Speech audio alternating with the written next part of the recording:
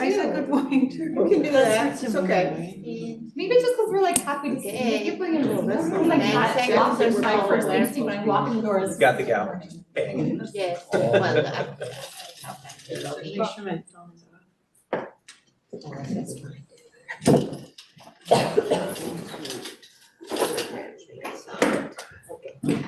so, good evening. We are again. Okay, so it is 6 o'clock and now we are opening our meeting. I see that we have 4 members online, 4 members in person, 1 online, so we are ready to start.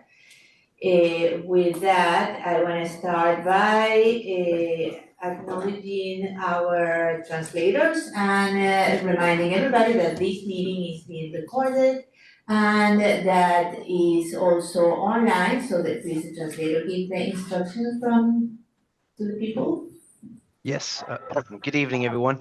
Zoom interpretation feature will be used in this meeting for English and Spanish support. All participants on this call must select their language of preference by clicking the language when the host turns on the interpretation feature. This is found in the world icon located on your feature panel, and interpretation for this meeting will be conducted simultaneously. Thank you for your attention and collaboration. Buenas noches a todos. Se utilizará la función de interpretación de Zoom para soporte en inglés y español. Todos los participantes de esta llamada deben seleccionar su idioma de preferencia haciendo clic en el idioma correspondiente cuando el anfitrión active la función de interpretación. Dicha función se encuentra en el panel de herramientas en el icono del globo terráqueo. El modo de interpretación para esta reunión será el simultáneo. Gracias por su atención y colaboración. Perfect, thank you. So now please, oh, sorry, please. No, he's done also in Spanish, okay. So with that, please join me on the pledge. Pledge allegiance to the flag of the United States of America and to the republic for which it stands, one nation, under God, indivisible, with liberty and justice for all. Okay, and now we're gonna have our brief acknowledgement of land and life. Sanibel School District is located on the ancestral and unceded land of the Oquiva Ognon tribe, who have peacefully honored and cared for this land for thousands of years. We recognize that every member of the Sanibel community continues to benefit from the use and occupation of this land. We acknowledge our responsibility to learn from the wisdom of the Ohlone people and to consider how we might work to repair injustices and to move forward together in honorable ways. With that, we move to the approval of the agenda as it is. So right now, perfect.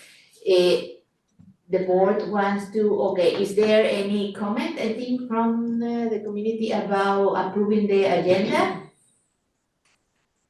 No, with none, then we move. Board, is there a motion in approving the agenda as it is right now? I move approval of the agenda as listed. Second. Okay, all the votes, if you are okay with this, please say aye. Aye. Okay, with that, the agenda passes as it is. And with that, we move to item 3 of tonight's study session, which it is an update of our strategic plan. And for that, we have our wonderful guest, Mr. Mutu Fatbagi. Very well done. That was very well done. Thank you. Good evening, everyone. Nice to be back. I want to begin by thanking you all again for the chance for my team and I to assist you in putting your strategic plan together. It's going very well, and we're approaching the deadline. The final approval is scheduled for May 9th, I believe, and I think that's a mid-April check-in with the board. But it's going really well. We have 2 additional meetings, which I'll touch on in a few moments. What I'd like to do this evening, it could be a very short meeting, will be to update you on the draft plan, but begin by just reminding everyone of the context. You can see it on the screen. Let's see, this is so fancy. How do I advance? Okay, will it work now? Okay, great. Great. Thank you. So we've come quite far. You may recall that one of the core principles of our approach to planning is that planning is about getting all of us on the same page, going in the same direction. And one of the ways we do that is by embracing the diverse voices of the communities of interest in Sunnyvale. I think we've had about 24, 25 community engagements. The most recent one was just this afternoon with district staff. And we have about 4 more before we hit the early May date for formal board approval. It's evolving fast. In fact, the draft of the 4-page draft that you have, which we sent out on Friday, has changed twice between last Friday and now. Because as each new group gets a chance to vet it, we keep adjusting it. And that's where it's going to remain until the final version comes to you in early May. Excuse me, do we have one more working session with the board or no? I think we do. I thought we had one more. April Okay. 9th, yeah. Yeah, and that's 2 hours. It's a good. Yeah, okay. Yeah, Thanks. you have one more. This is the graphic organizer of the finished product. Think of it as 3 main sets of recommendations. And what we call circle number 1, it's all about students, our values, our promise, our goals, our measures, all of those things that relate directly or most directly to outcomes for students. So that's circle number 1. Circle number 2, it's about the strongest driver of student learning, and that is instruction. And that's work that we've been doing on the side, so to speak, with the teaching and learning folks at the district. In fact, we met this afternoon just before this meeting. And then circle number 3 is the infrastructure or the key strategies, we call them signature strategies, that we can implement, that we must implement to achieve the goals. Let's see. So let's take a quick walk through. I think this was sent out earlier to all board members, I presume. They have, I don't know if they have, do you have hard copies or just soft copies? Just soft copies. You mean on email This- today? No. It was sent on. In the packet. Friday, yeah, it's in the packet. I think should have gone out on Friday. Yeah. Yeah, okay. But the, Wait, sorry, so we were given one, we got one in the packet That's that's the one. online. That's the one. And then we got one that was, Oh, you we got got one. another one that said this There's is a one revised. yeah, March 11th, on Monday. correct. This looks super than that one, it has a And then- picture. And then this, let me go back to, and this one is different, as you can tell from the, cover page. It's part of the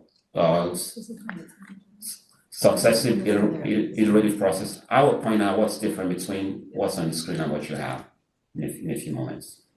Was it from microphone? If you look on, you attached it to the board March- agenda, didn't you, Jesus? It's March 11th updated, it's Yeah, called. so it's in from the Jesus. agenda packet. This one's in the agenda packet, and we also have one. So if you In have our the agenda email. open, it's the We had a attachment. newer one. If you have the agenda open online, you have the Yes. newest one. Okay. Do you have the version with the musicians on the cover? Yes. Yeah, that's Oh, it. you're up to date then. Okay, perfect. Awesome. That's great. Okay, it's involved some, we sort of diversify the pictures on the cover page a little bit. But more consequentially, the difference between what you probably received on Friday and what you have in front of you goes back to some really strong feedback, strong positive feedback from parents of special ed students.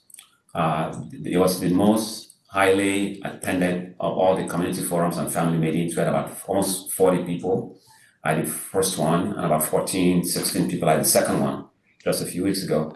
And during the discussion, they were initially concerned that these qualities and attributes wouldn't work for special ed students.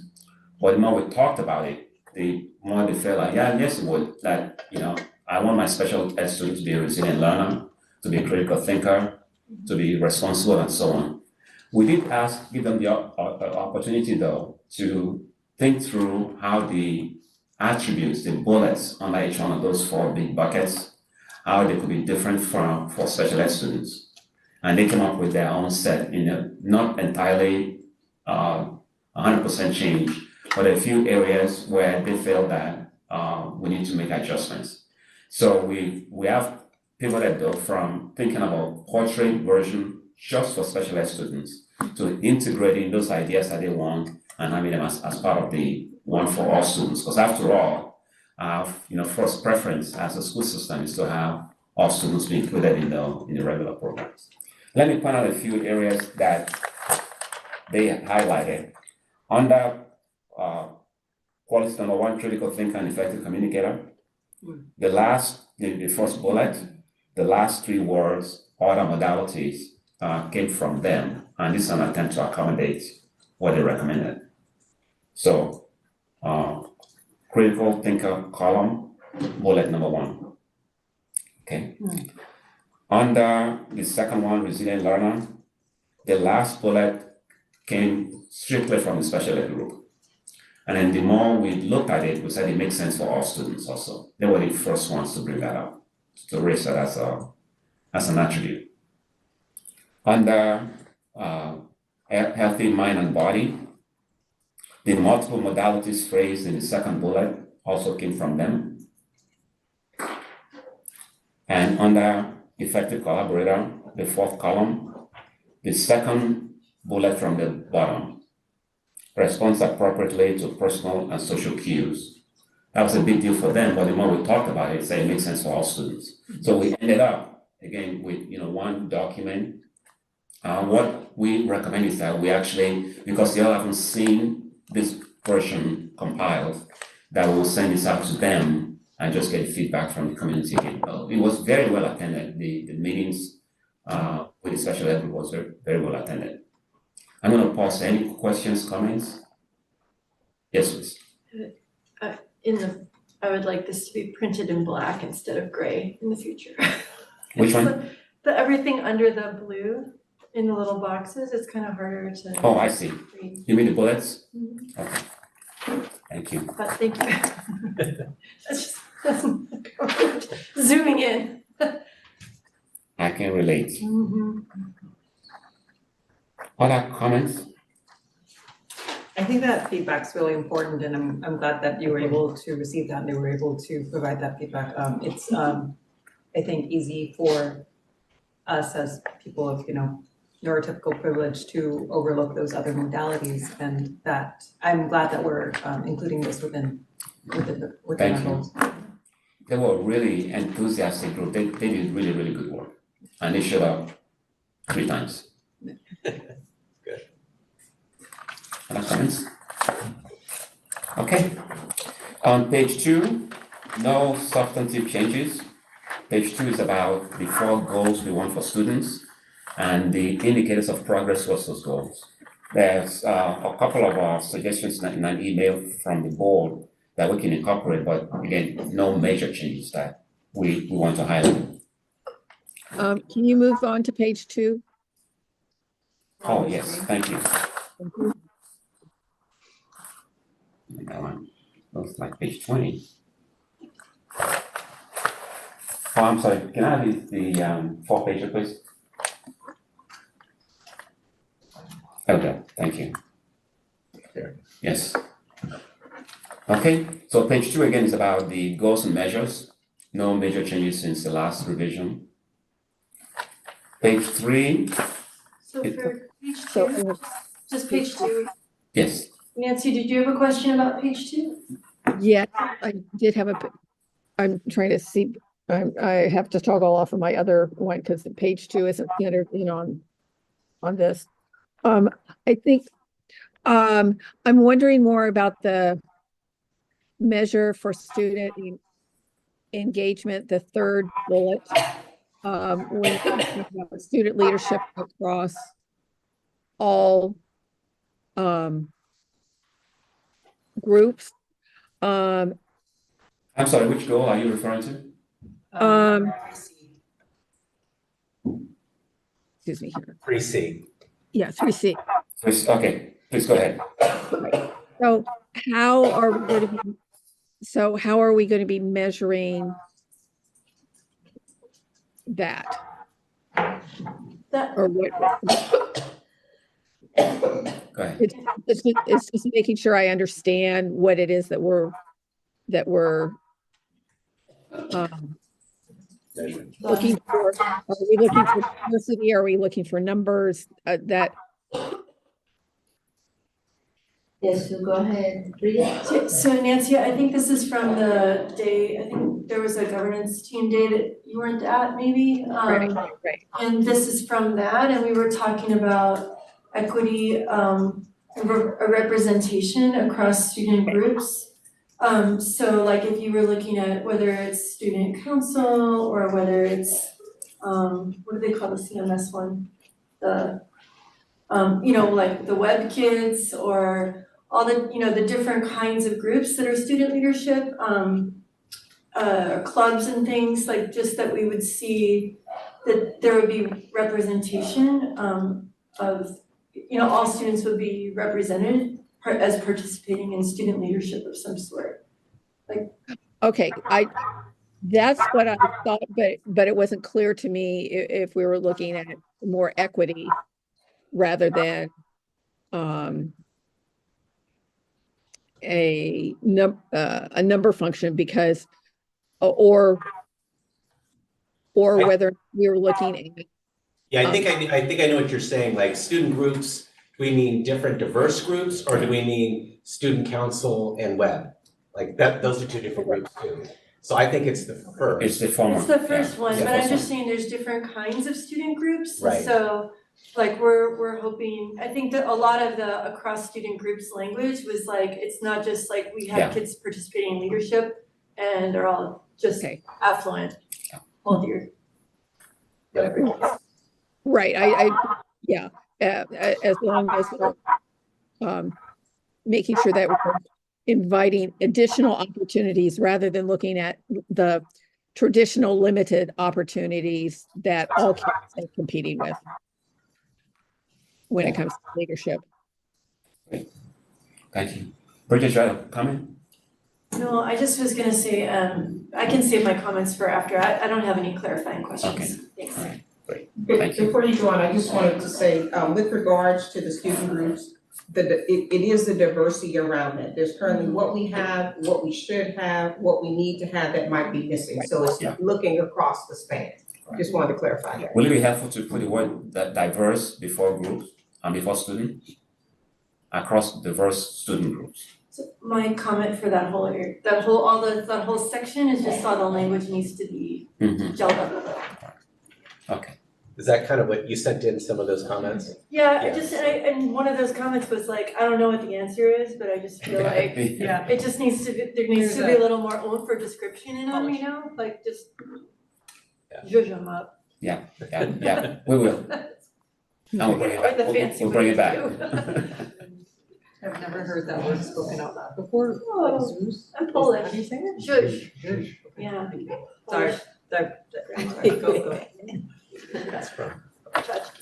Okay, anything else on page 2? We good?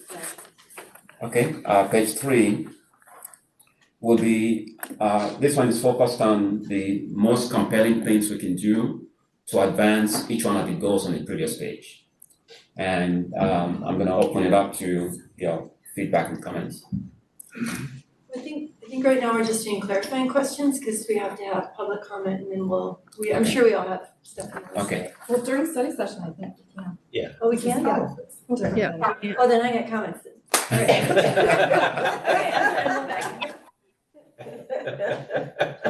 So, okay. Don't be shy, Go ahead, Bridget. go ahead. Okay, no, that's why I like study sessions, I forgot that. Okay, so, my thought on this one is that, I'm having assessments as a separate thing. I really think that assessments of student progress, I feel like that's part of the other two things in that group. Right? Like, I feel like that's part of our way that we're educating best practices, and I feel like that's part of our data-informed collaboration, because you can't do any of that without assessments and like regular assessments. And I don't feel a lot of joy around assessments personally, so I just feel like assessments maybe having 3 things in that one and then like 1 thing in goal 3 Yeah. doesn't make as much sense to me. And then my other question is like, this page, okay, this is like my favorite page of the book, in part because this is like what I think That's yours. parents would look at as signature strategies, like, hey, my kid goes to this district, this is what they're gonna see. Yeah. Right? And so I feel like, I don't know that they're gonna see student-led conferences, like maybe that's aspirational, maybe that's one day. And I'm not trying to say, like, I know everybody's doing a lot of work, but when I think about like students demonstrate responsibility for learning, like I think of the things like if you walk into any classroom, like I would expect to see, like overboard says measures like student engagement and setting and monitoring personal goals, like maybe that's something we could see kindergarten through 8th grade. Yeah. Or TK through 8th grade, is that like our little peanuts are making goals and they're checking in on themselves and they're learning how to do it in their little tiny people, and then when they're getting ready for high school, they're still doing it. Yeah. You know, and so like when I think of signature strategies, that, or maybe like another one I was thinking of, my other feedback is goal 2, in school intervention and enrichment. Honestly, I just see a lot of intervention. I don't really see a ton of enrichment. It's like small tier 2 instruction, subject focused teachers and instructional blocks, extended day formalized tutoring, like that's all. An extended day, I don't know if that really counts as in class, but still it's like on site. It's like an extended day thing. Yeah. But I really don't see the enrichment in there, and like that's where like the front cover page has kids playing music. We have STEAM at every school. We send every 5th grader to science camp. Like we have things that are very enriching that are signature strategies that I think should be included there. Because if I were a parent, I'd want to go, yeah, my kid's going to science camp, 5th grade. Yeah. You know, so that's kind of my feedback for this. Okay. Is that I don't like assessment, and I just had a question about. And that's in 2C, the one about academic enrichment that you are pointing out? It's on the 2C, 3rd goal page. 2. It's not C, it's like 2. Goal 2, the first Goal two. 2. It says in school, what we're gonna see is a signature strategy, and then it lists a whole bunch of So Brenda, awesome. for that area, you're saying like on the such as is, you want to include some of the enrichment such as is, not Yeah, just but- intervention. That's what you're saying. Okay. Yeah, we should have some. Right, there's no, enrichment. it's not necessarily enrichment beyond core curriculum. Well, it says over here, student participation in academic enrichment and intervention programs. So, but then as we're talking about equity in an equitable way, No, so the other everybody page. has treatment. Not that page. Oh, okay, It's very, you're gonna have a very, yeah. That one. okay. So like it says in school, page 3, in school intervention and enrichment, and then it just lists intervention. Yeah. There should be some enrichment. I think we can fix that. Yeah. Yeah. I don't think that's a hard. What did you say about assessment? I see that we keep talking all the time about data-driven teaching, and everything is about data now, and all the principals have sort of where everybody's going, what are the holes, everything is about numbers and data, and I think that's assessment, but data may move towards something else that is not a particular assessment, or it's not a standardized assessment thing, it can be anything, I suppose. So maybe that's a good option for, I don't know, instead of saying the assessment is data driven. Well, I just don't know that we need a whole thing that's our signature strategies that we assess everybody like crazy. Like I don't know, I mean, it's a tool that we use to align our instructional, well, to, you know, it's one of our instructional best practices, but I don't know, like, I don't think it's one of the most important measures to know where a kid's at, to how to improve them. Well, I think, I feel like that's in instruction. I feel like that's in instructional practice, and I feel like if you say like, I mean, who is this facing, right? If this is facing parents and we're gonna be like, yeah, we're gonna assess your kids, like, I don't know, I feel like. It is obvious. You're obviously gonna assess them, so it's not. So- I don't know if it's page worthy. Okay, yeah. Like I mean, Our I strategy, count my yeah. cookies carefully, and I don't know that I would give this one. I mean, I feel like this could be rolled into the other stuff somehow. We can do that. That's my feedback. You guys Yeah, I see. take it to the teams. Instead of that, calling the. But we the could team of say teachers this afternoon actually they made a case for it. To have assessment? Yeah, just the whole It's principals. principles, Yeah. mostly. Right. I Well, wouldn't I- want to pull it out without a further discussion, I don't think. No, I know, I'm Yeah. just, And that's what I think, because what we're doing, well, it's definitely we're assessing them for that, but it's working out the data that we get from those assessments and then changing the teaching depending on where the kids are at each stage. So it would be more important to say that we are into the science of teaching or the data driven something instead of There's we are assessing data Can I informed. inform? That's the professional collaboration. I feel like, yeah, maybe this is another one of those. Microphone, please. Yes, It does say data informed, but that's with the clause of professional collaboration, so maybe that's something that, again, the language could be tightened up. So are you saying you want the data informed piece to be part of the instructional best practices, maybe, like just like condense those three into something a little bit tighter? what I'm saying is in data informed professional collaboration, yes, it's talking about a culture of continuous improvement through consistent staff engagement and collaborative cycles of inquiry, i.e. data cycles that include 6 to 12-week instructional planning and data summit at the end of each assessment cycle. Like, there's a lot of assessment in that already. So I don't know why we need a whole other thing about saying we're also going to assess student progress as so one of our keynote things. So you're almost saying like combine 2 and 3 together. They're really I close. have a different, Yeah. hi, Catching neighbors things. That's Wait, what can I'm saying, I'm not saying get rid of it, I'm saying, yeah, Nancy wants to say something. Go ahead. hi. I have a different perspective about what assessment is. You're thinking of tests. Assessment is observation. Assessment is broader than just testing. And that's why I think it's important to talk about assessment in a broader context. If you're just thinking about a data point on a test, that's very limiting. But assessments, we do a lot of things that are not strictly testing. I understand that, Nancy, I know what formative assessments are, I understand what you're saying. But that's not what I mean. I don't think that it reads that way in its current form. Yeah. And that would be that's my feedback, and they can, Yeah. Okay. you know. This is a public facing document, and I'm sort of holding back because a lot really depends on how people will respond to it. So if people are going to see assessments and think of state tests, then I'll say don't have it. Don't put it in there.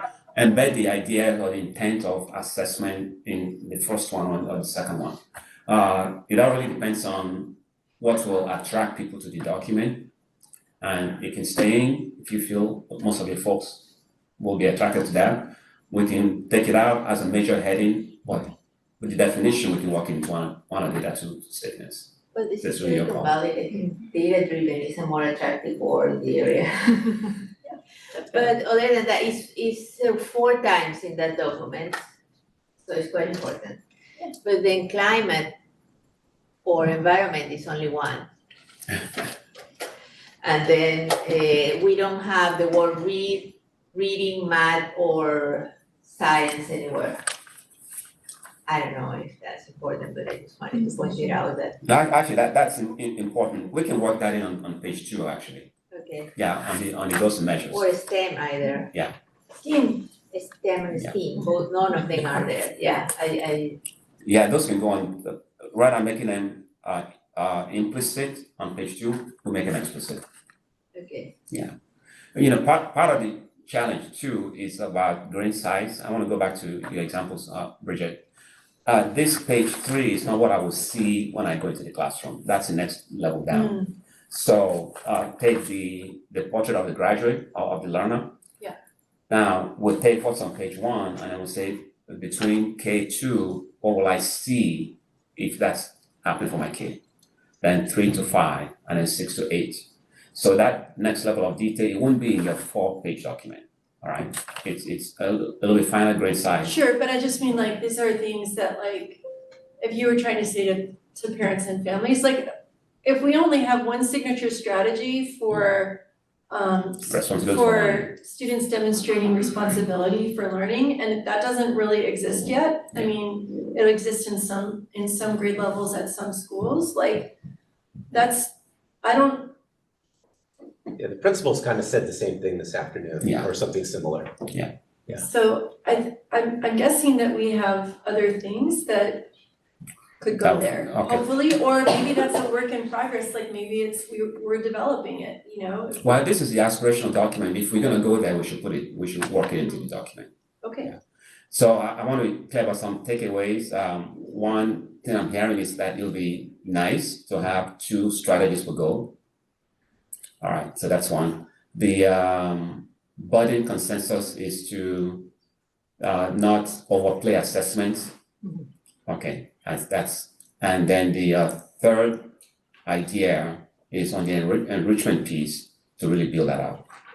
Okay.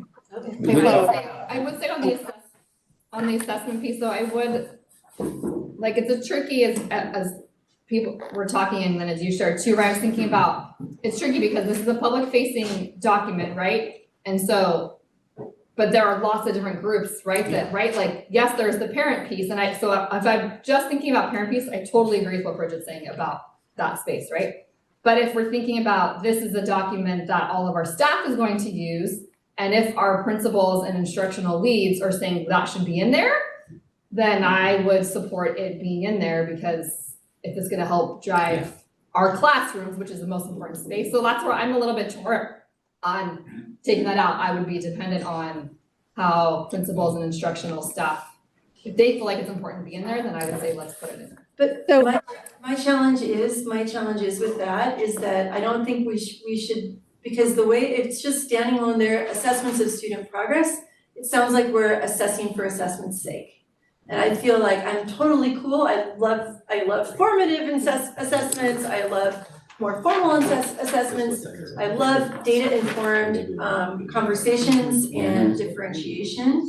So I appreciate that. I just don't want to say, like, even to someone, come and work in our district and you're gonna be doing assessments and assessing all the time. So yes, you can see it very positively, but if it just stands as assessments for assessment's sake, I don't think it's as necessary. But it still should be there, like, it's part of what we do, and that's how we drive differentiation. And that's why I say that it's not assessment for assessment, is because we're gonna do something with that. And that's the difference between the term informed, the data-driven, whatever we do, because it's we're using it to improve the teaching, specialized for each child, everything is personalized for each child. So it's different to have tons of assessment. It's like, we're using this for something. I just want, I'm sorry, Nancy, I just wanted to add, like, I definitely hear, like, not leading with the assessment, because I think that's what I hear you saying, Bridget, so I wanted to honor and respect that, but also at the same time, being sure of what our obligation and the necessity is to know who each and every one of our students are, and be sure we're targeting what they need, but also the enrichment opportunities for our students. So I think we want to maintain that concept, but not lead with assessment, just because it could be a positive perception by some and a negative by others. And so let's not be in either bucket. Let's try to find terminology that allows it to be positive to whoever the reader is. I think that's what I heard. No, I'm not talking about, okay, so I see what you're saying on page, are you talking about on page 2? 2, assessments of student progress. Yeah, and I'm not even talking about that. I'm talking about on page 3. Page 3. Oh, no, page 3 is what I'm speaking of. That is page 2, front page, second page, third page. So the green section of goal 4. Yes, correct. So page. Goal 4, item 2. Yeah, so we're on page 2 where it's talking about mastery of core content areas. Wherever you want to put assessments, this is totally fine with me. It's a big part of what we do and how we're getting there. I'm saying that on goal 4, I'm not sure we need 3 bullet points, because I feel like assessments are part of a bigger picture, whether it's trying to deliver like the term tailored instruction, right, that we're always talking about, or improve our teaching, informing our teaching, continuously improve. I don't think it needs its own line there, because I feel like it's assessments of student progress like on its own, like it doesn't mean as much to me as when it's already in the other things. And if we looked at like how Space on the Page is going, it's 2 signature strategies for goal 1, 2 for goal 2, 1 for goal 3, and then 3 for goal 4. And when I read assessment, I see it as already being in the other 2 as its own thing.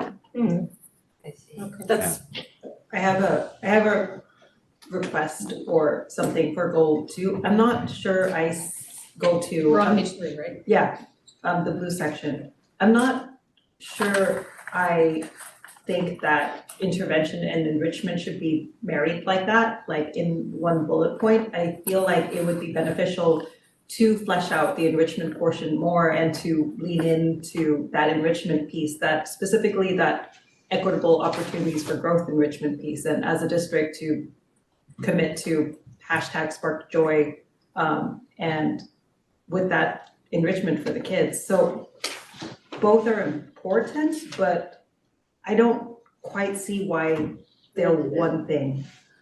Okay, so we should have an extra point there, 1 for intervention and 1 for enrichment. That's my thought. That makes sense. We're going away from because- 2s. Yeah, we are going away from 2s, so. why not?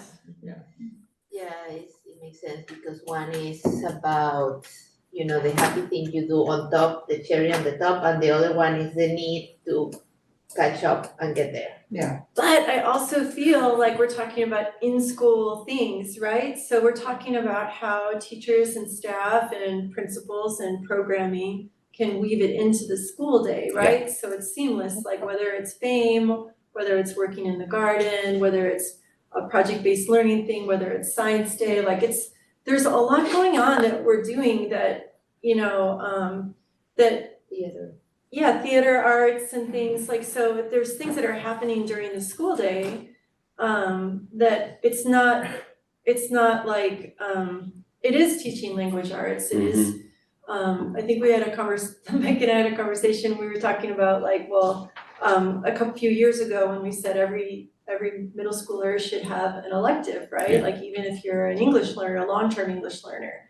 And the whole pushback even then was, well, if you're a long-term English learner, maybe you should just be learning English for that extra hour every day. But it's like every class that you're in, if you're taking theater, if you're doing art, whatever, if you're surrounded by language. It's not English as a foreign language. We're here, right?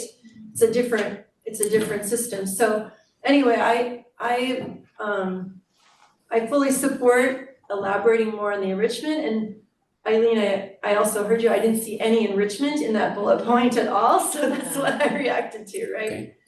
Yeah. All right, would you be okay with a few more signature strategies? Huh? Would you be okay with a few more signature strategies? Yeah, adding 1 more in goal 2, that's what you mean? Yeah, more than 8. More than 1, That's always part of the trade-off.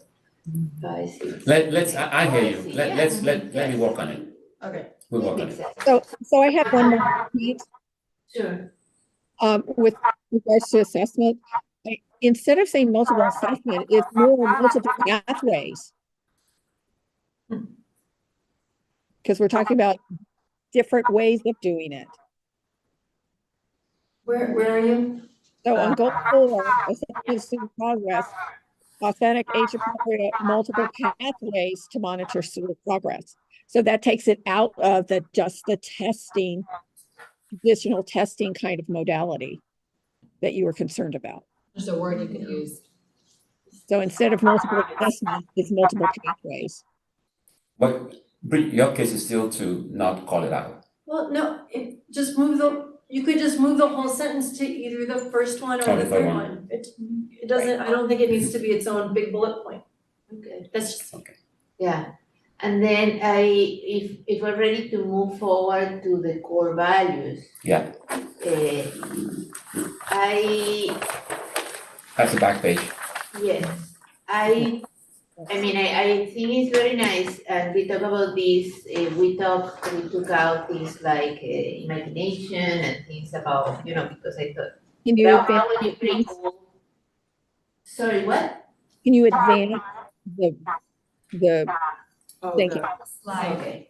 It's also in your Simply app, you have it there, in the agenda. So it's, if we get it, yes, I like it, but, well, one of the things about the imagination when we had it before was, that part about engineering and building things and being an artist too. But I think, all our core values other than joy, first I thought that joy, we talk about joy in the joy of learning and long life learning. I know we have somewhere else that lifelong learning thing, which is important, but it's like joy to be there at school and learning and always, and learning and teaching. Instead of joy on our life experiences.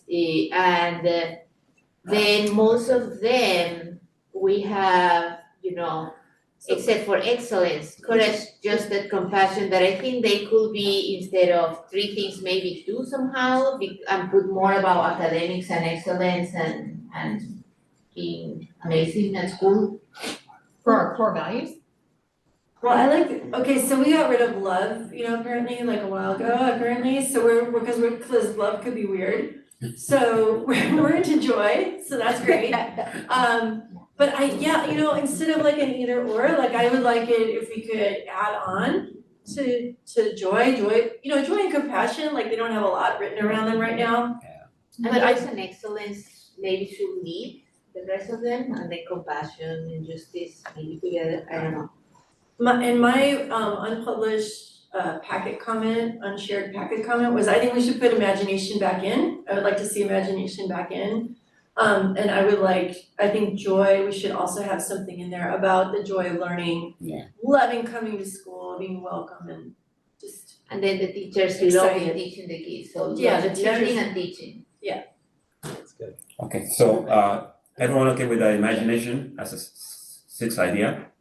I love the part about imagination, and it has, Okay, how about love? to do with art. I think love got the big bummer. Oh, sorry. What's love got to do with it, right? There we go. Love has everything to do with it, but it just could be weird. I'm with you, so- Bridget, yeah, I think so. So we're getting voted out. All you need is love. That we can just have one. That's right. Our core values. Figure it out. I love the picture on this thing. I Me think too. it's so Yes, me too. It's a great photo. Yeah. That's Marcus, right? It caused a little problem with the principal group, because then every Everybody wants school it. wants a rainbow hallway now. So, As they should. Yeah, it should, but that's why the Brands. also Nurturing like, environment, goal number one. that's one. When he was here. So we can get rid of our sections if not here. Yeah, I was told that the person before Grant is why not, anyway. okay, Okay, yes, it's his fault. Yes. Rainbows. Just blame everything on someone who's not here. No, I think it's great, and I Thank really you. love it. I would just really love to get imagination back in the picture. I think that's an easy fix, it's a powerful idea. Yeah. And we'll see if we can work love back into, let's see what we can do. Maybe inside joy. I don't think love we of need, I don't think, we don't need love. yeah, and I think having too many, right, when you have too many things, they're not your core values. Can Yeah. they be, can we put a love of learning into joy? Yeah, Well, that's good. That's where I think it's into going. joy with the love of learning and teaching, The love because of they're teaching also and part. And then the kids learn to teach somebody else too. The teachers That's a good for idea. everybody, and learning to be for, the teachers also learn, the kids learn, the Students. teach. So, It so, could be right, like finding love in teaching and learning or something. Yeah, and then with compassion, I heard talking about welcoming. Find it. Say that again, Nancy? With compassion, I heard us talk about creating a welcoming environment. Was that in compassion or was that joy? Compassion, I think you means care talked for about one joy in another, going to school. It's also under justice. considering each isn't it? other You already perspective have and it there a little potential. bit Yeah. inclusive. No, but I think that, you know, so like I was looking through our board handbook, because I'm like, I know we had love somewhere and it's now missing, right? So I remember we had a lot of discussion around welcoming, like creating belonging. Correct. And so a sense of belonging, I think belongs somewhere on the page. Whether it's in justice, joy, compassion, probably one of those.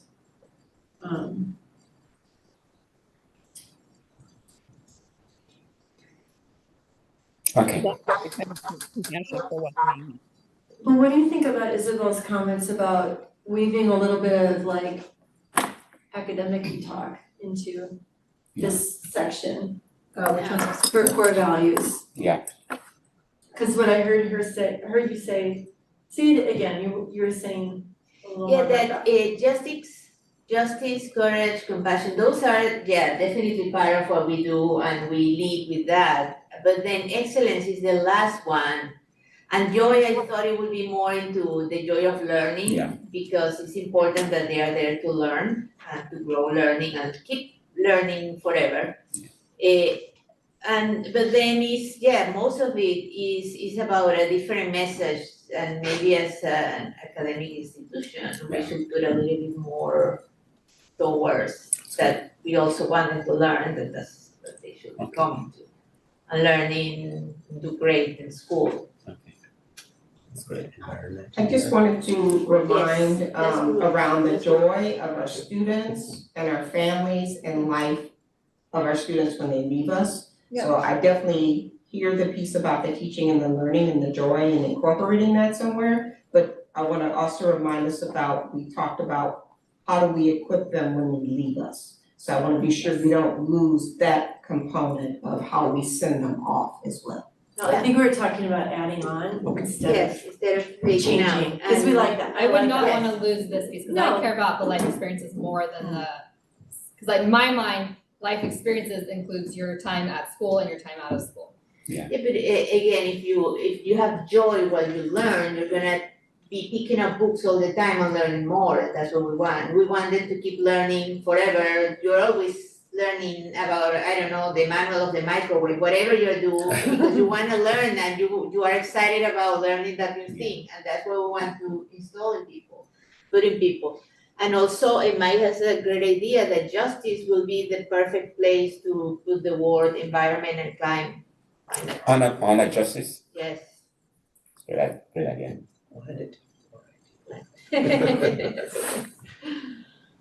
I respect your copyright. Thank you. Great. I think that's good. Okay.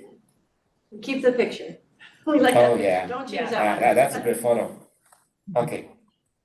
Anything else? For So we heard last time, I think you said that you felt like the equity statement was a little wordy, like a little wordy. Were you thinking of addressing no, that? this looks good. This is okay. Yeah, we cut a paragraph out. Okay, Some of it, that's what I was wondering, I just feels like it looks different, but I don't know how it's different. There's a trailing paragraph that that one has 5, this one has we left 4. out. Yeah, And we took out the word citizen that we have in that one, isn't it? yeah. When is that piece? So what was taken out? To go look at the poster. Yeah. I think it's the first paragraph. Yeah, there is no citizen in this one. Learning without limits, no, I'm sure I didn't take that one out. I don't need the answer now, but maybe just like either, like if someone could just, or just. No, actually, send us we didn't both take anything of out. The light blue text has that first paragraph, just shortened. So that's all the Yeah. same? Yeah. Okay. So it is a really powerful statement. Yeah, Mike, I know, weren't you wanting to change it? Well, it's not just about me, but I Yeah. think the idea was if we could make it a little bit tighter and then include the concept of The anti-racism. anti-racist piece. That was the feedback that I had received. Okay. The So feedback, if we're going to. Sorry, Nancy. the feedback he received from whom?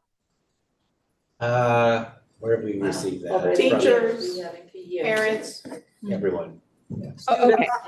You've been saying it for a while, I know. Yeah. Yeah. Yeah, it's been there for a long time and. If we're going to Lots of change people it, come in and it out. needs to change before we approve this. Yeah.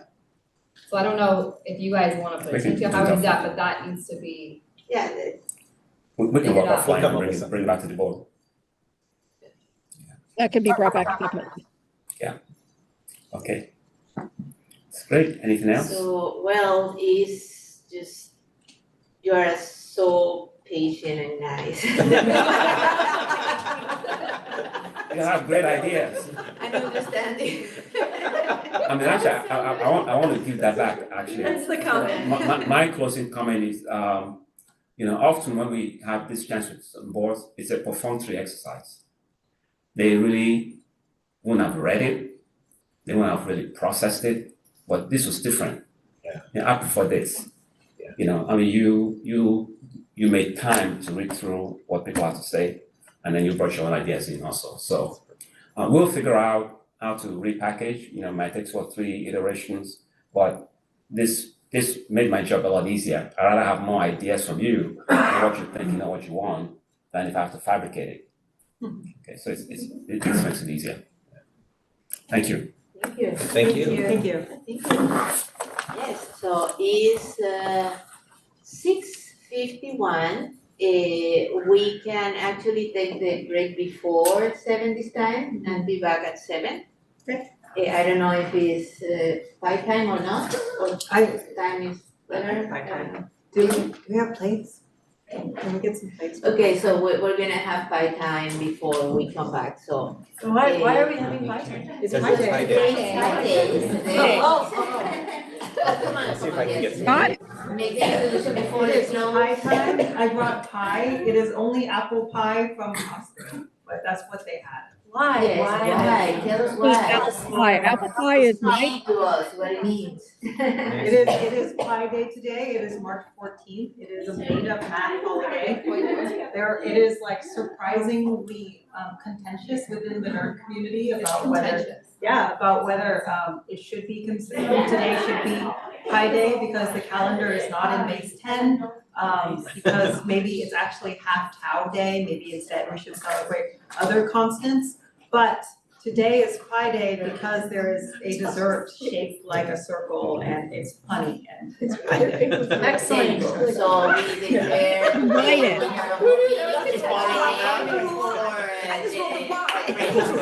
Celebrate it as a pie break. Pie break. Yes, okay, see you here in 10 minutes. There's no ice cream for me to give you all. Isabel, a regular agenda item and some sort of dessert. Yes. Actually, 2 out of 5 meetings have had dessert now. I was so worried you were like in the hallway, they could hear you. Oh.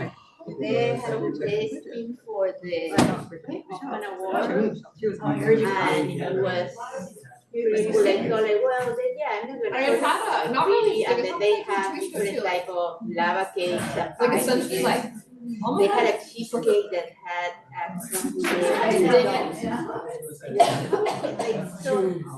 Decadent together. And then it was like, okay, let me just try it. I will take the rest home, yes.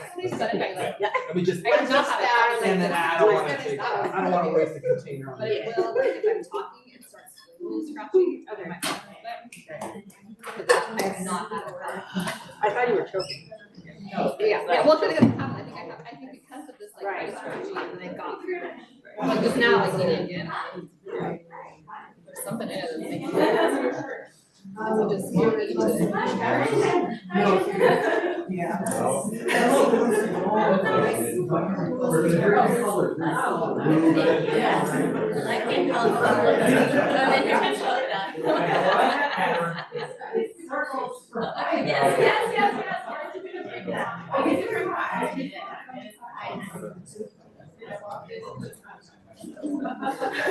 There's a Hoffman Awards testing of the dinner, you know, like a taste testing of all the food. Oh, you guys do a taste testing for it? Yeah, it was pretty great, and she brought out like extra bread and extra desserts, and we were like, oh my god. And I wanna be on that taste testing, I'll take that job. I didn't know that job existed. Come next time. I'll invite you.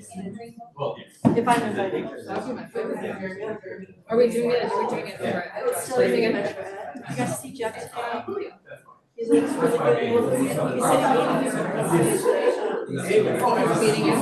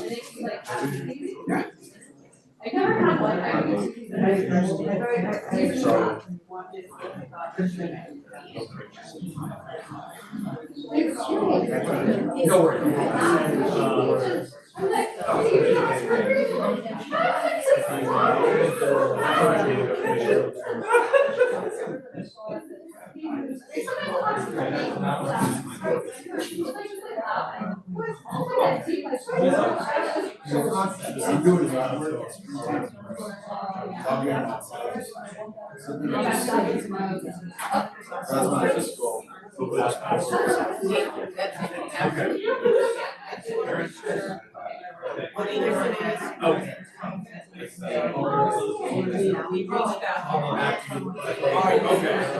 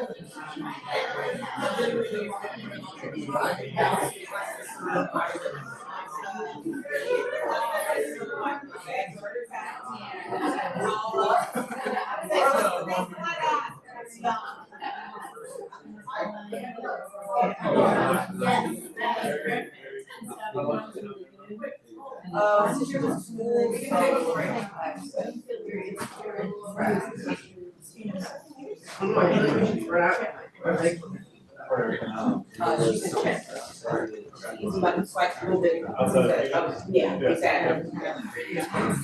That was so good. At least that day was good.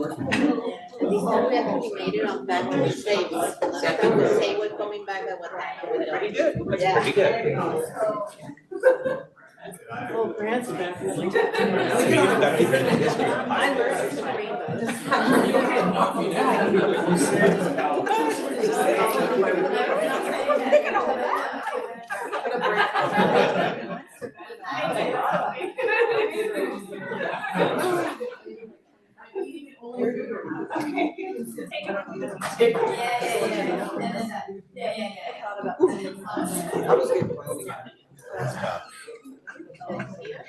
It's been a tough couple of days. Not like anything, it's just like, actually all good stuff. Thank you. Okay, after we're all sugared up, it's now 7:01. And we're coming back to session. So now that we finished item 3, we are moving towards item 4, which are the comments from the board and superintendent. So we are gonna, is Nancy here? Okay, yeah, we're coming down, starting with Nancy and then down the road to me. Mike, Nancy? Yeah, so it was an exciting week and I appreciate the opportunity to participate in the California School Board Association Legislation Action Week. And it was exciting collaborating with other fellow board members in advocacy for some key points that CSBA wanted to move forward this year. Thank you. Okay. Sure. I just wanted to give a quick kind of report of board office hours. Today, and if I miss anything, Isabel and Mike can have feelings I might miss a few things.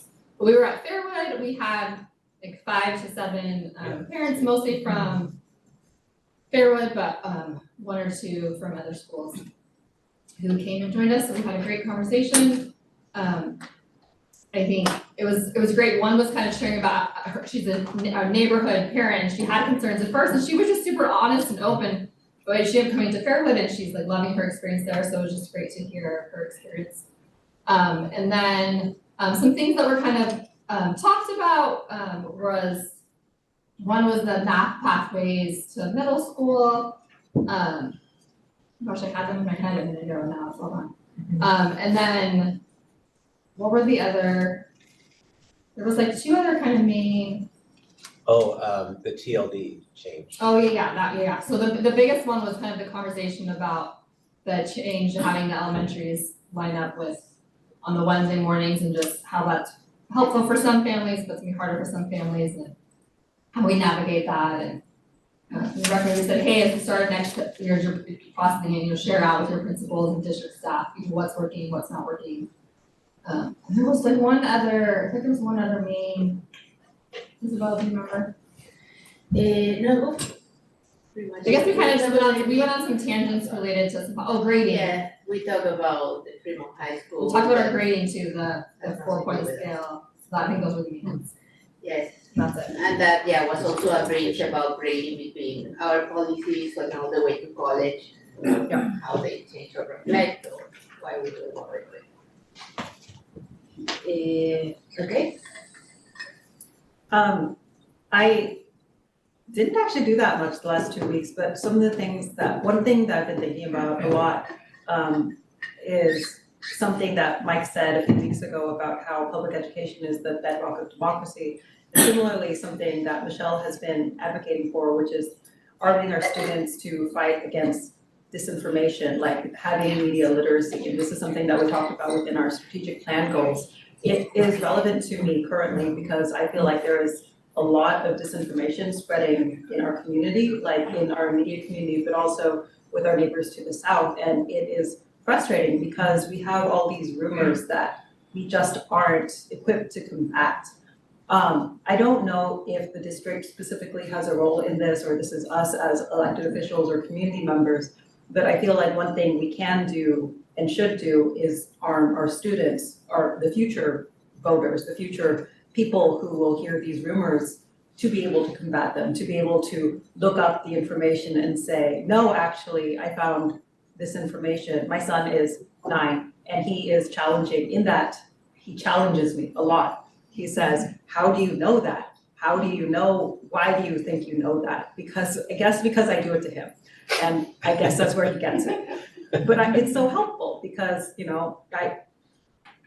maybe I should question all my assumptions, and maybe not all children should be like that necessarily, but have some of that. And I feel that would be very valuable. Thank you. I forgot to give a shout out about the ledge brunch that we had. Yes. Super fantastic. Maybe one of you is going to talk about it or something. You can talk about it if you want. No, okay. So I had a couple things. Yes, we had helped out in organizing Ledge Brunch, but I had some activities. I sent them all in, did some volunteering, went to some events, been super busy. But I wanted to talk about a couple things. One thing that I went to in the last week or so was the staff and teacher housing over at Mountain View Wisman.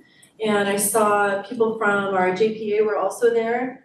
But everybody, for all trustees and superintendents were invited from across the county.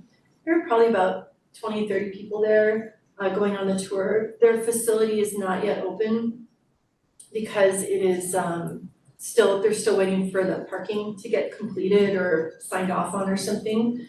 But basically the thing that they did was they bought in with the developer, and they basically have their own tower of about 120 something units, studios, 1 bedrooms and 2 bedrooms, and they're about $2,000 per rental unit.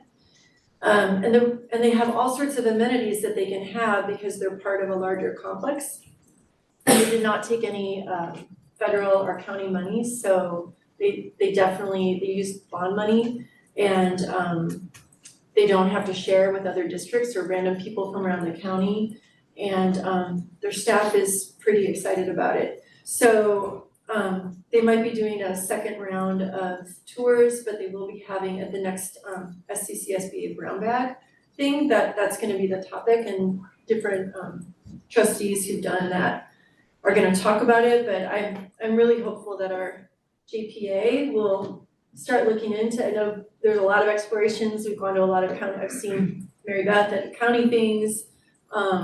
I hope that we can do that because one of the data points that we heard was that it's like 90% of the recruitment that we're doing is actually based off of retention or something, like we're trying to keep people here. Maybe that was county or statewide. Okay. The second thing I wanted to say was I'm hopeful that, I was reading that, we got an email from a parent about the schedule that you mentioned from Bearwood. And, you know, for me, I went back and I watched the video because I was informed by the district that we had the meeting, we had a presentation and discussion in November, and then we approved it at the December meeting. And so I went back and I watched the meeting, and what I realized was in the meeting, we did not talk about schedule at all. We were mostly talking about calendar alignment, dates, things like that. And then when we approved this calendar with the schedule change, it came back on consent. And so that was also our organizational meeting. I believe Eileen had just had a baby and she was in 2 places. So you came in for the organizational meeting and then all of a sudden I'm watching this meeting and you're on Zoom, like, I mean, that's hardcore. So I'm not saying we were slacking in any way, but I think that when I was reviewing it, I did not catch the significance and like all the multiple things that have to change for us to go to an early start, particularly with the preschool, with some of the after-school care program rooms being used by preschool in the morning.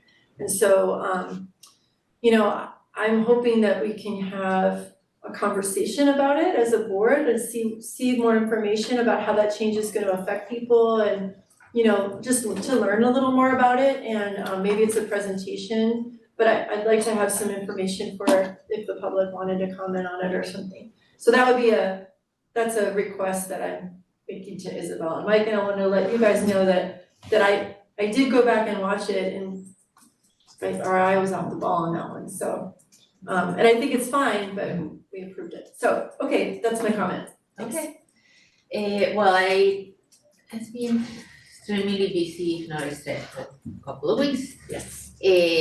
Because among many things, there has been the Legislative Action Week, and with the legislative also branch coming from the county organization and the state organization, then the future trip to the federal talks about that legislation. Then we have with something interesting that when we came to the League of Women Voters meeting, Cindy Chavez, for example, was talking about the budget and the fact that they are 250 million in the red.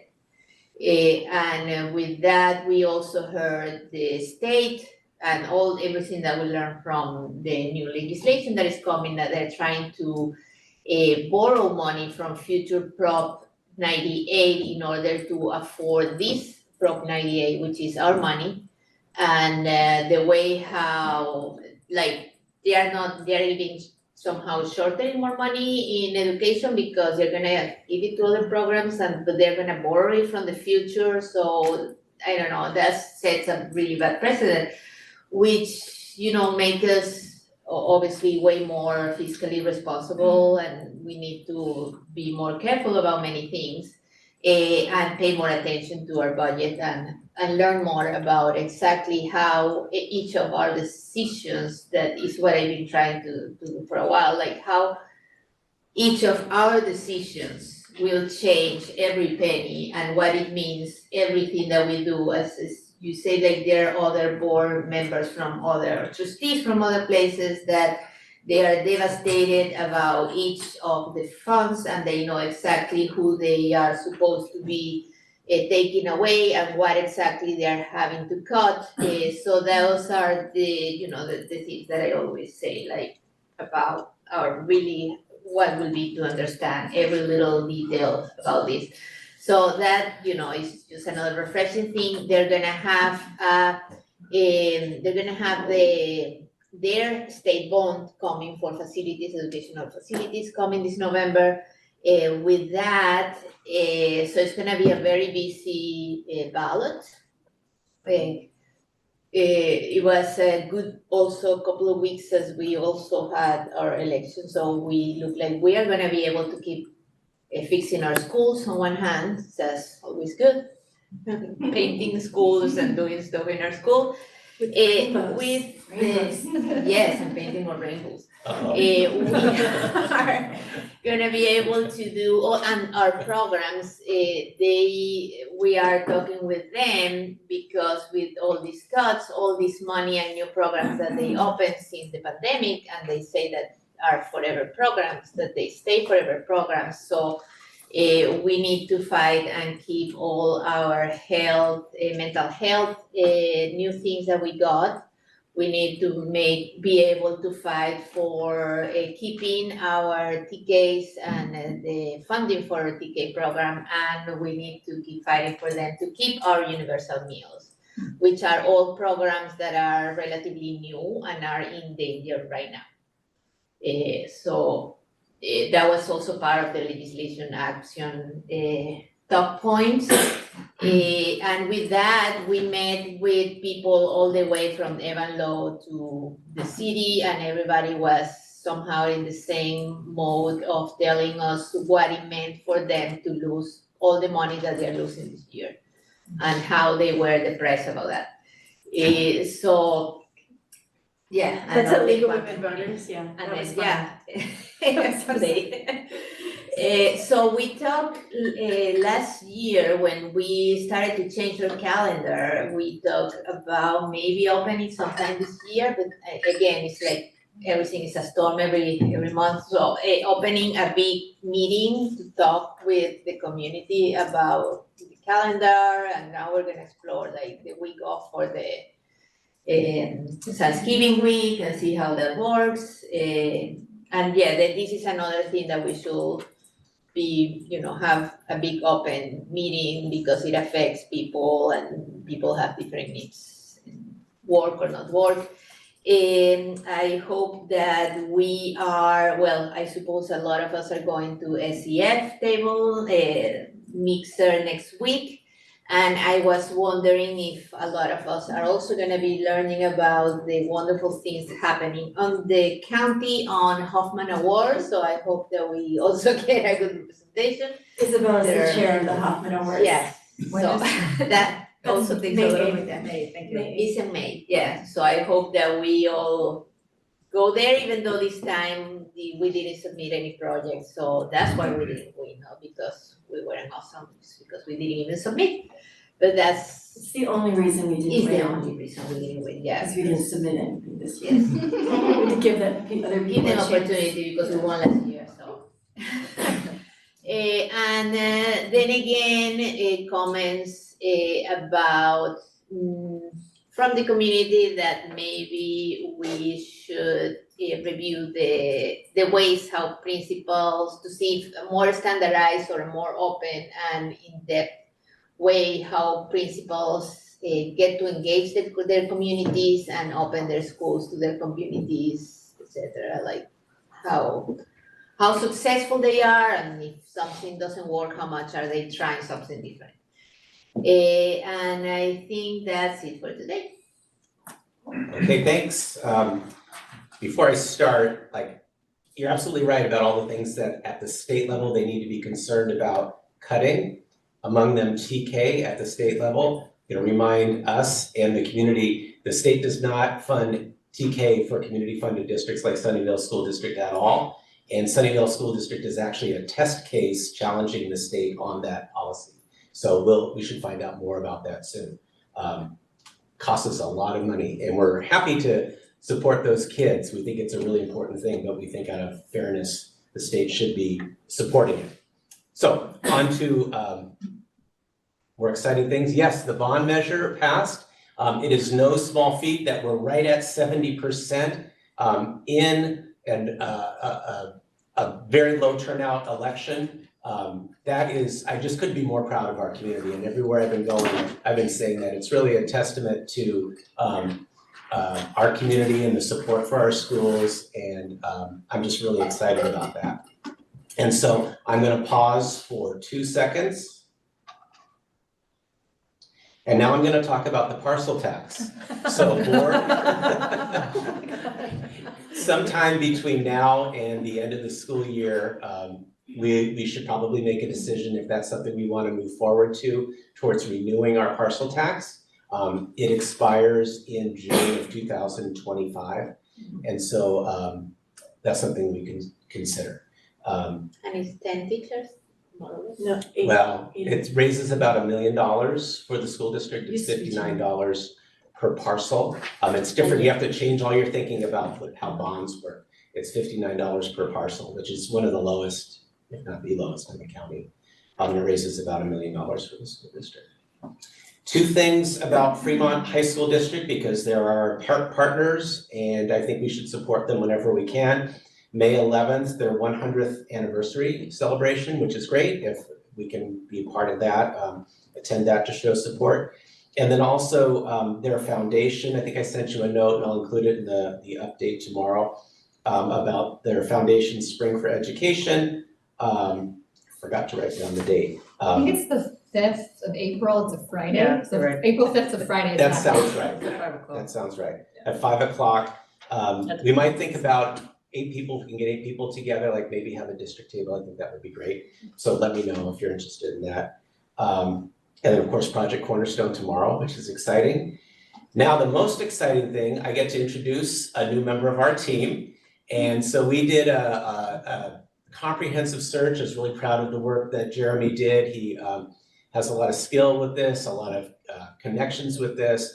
We did a broad search. We actually brought in a number of very, very highly qualified candidates. And we're really fortunate in Sunnyvale that we can attract the best and the brightest. And I'm 100% confident that we have got Arthur Cuffey, the most qualified of all of them, to agree to be our next chief financial officer or chief business officer. So if you want to come on up and introduce yourself, Arthur.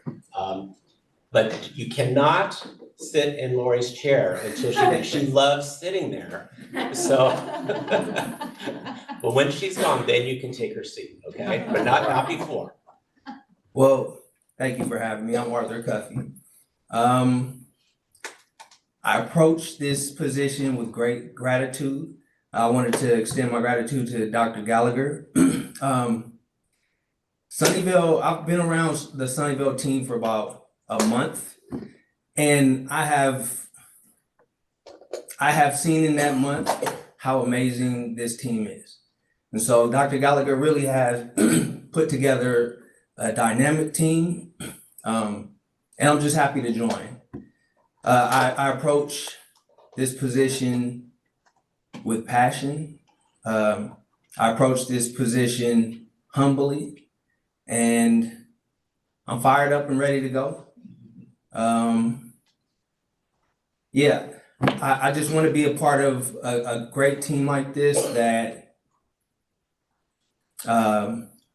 brings something special to students. I am a product of a great educational system, and so I really want to give back to students and help this district achieve its goals. So I want to appreciate everyone, and I'll be seeing you all. Yeah, thanks, Arthur. Welcome. That's it.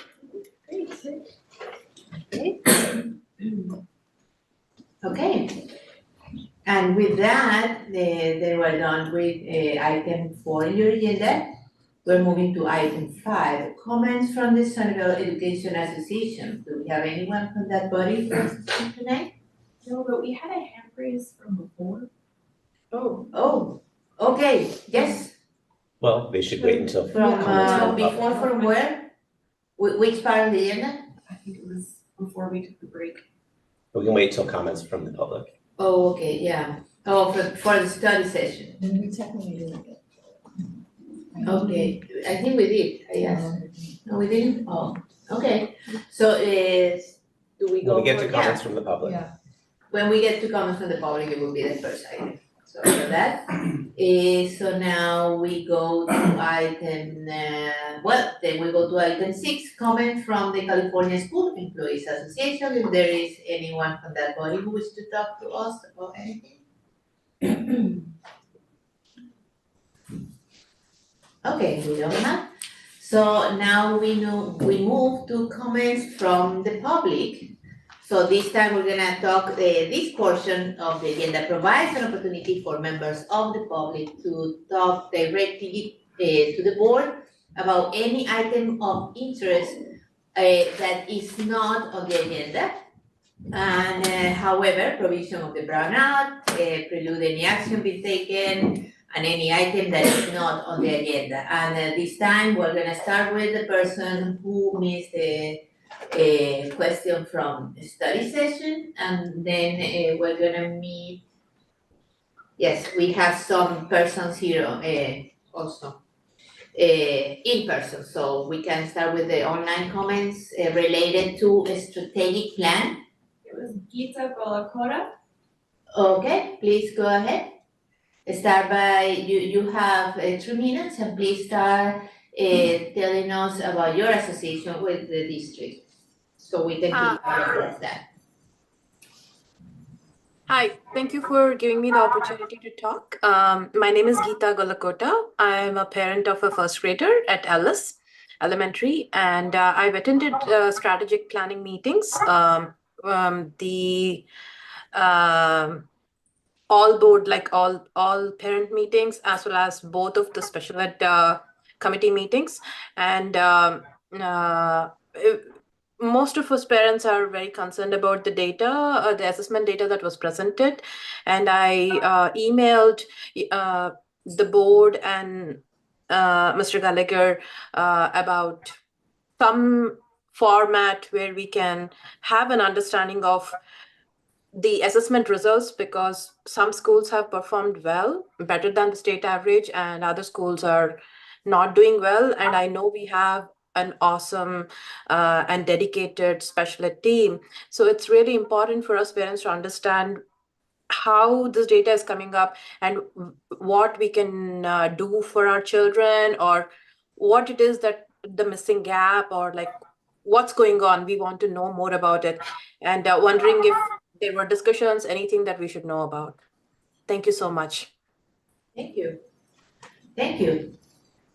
So now we move to do we have any online hands for this particular item, which is not a strategic agenda, but the comments from the public? For items not on the agenda. For any items not on the agenda? Okay. So with that, we have 3 comments in person. So please, we're gonna start with Peggy Brewster.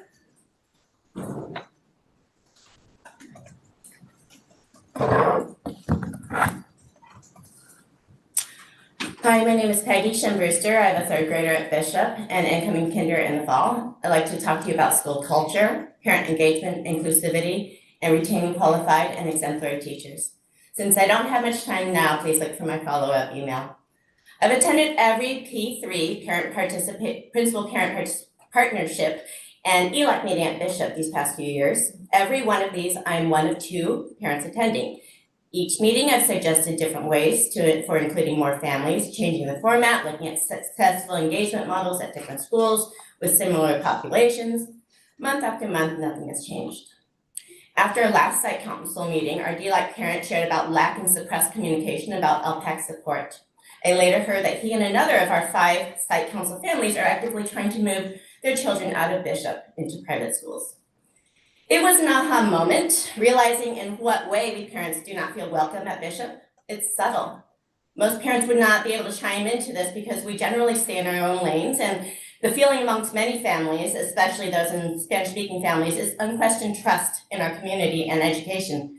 But I now see a nuanced pattern that is not necessarily intentional, but very effective in appearing to care and tick off that box of family input and engagement, but not actually trying to engage us and work together in building a community of support around our students. I do have ideas moving forward for opportunities. They'll be outlined in the email. Secondly, I want to talk about a true asset to our Bishop community, MG Bertrand.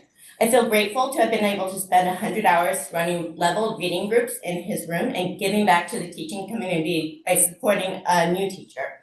He has grown in leaps and bounds as a teacher and as a professional.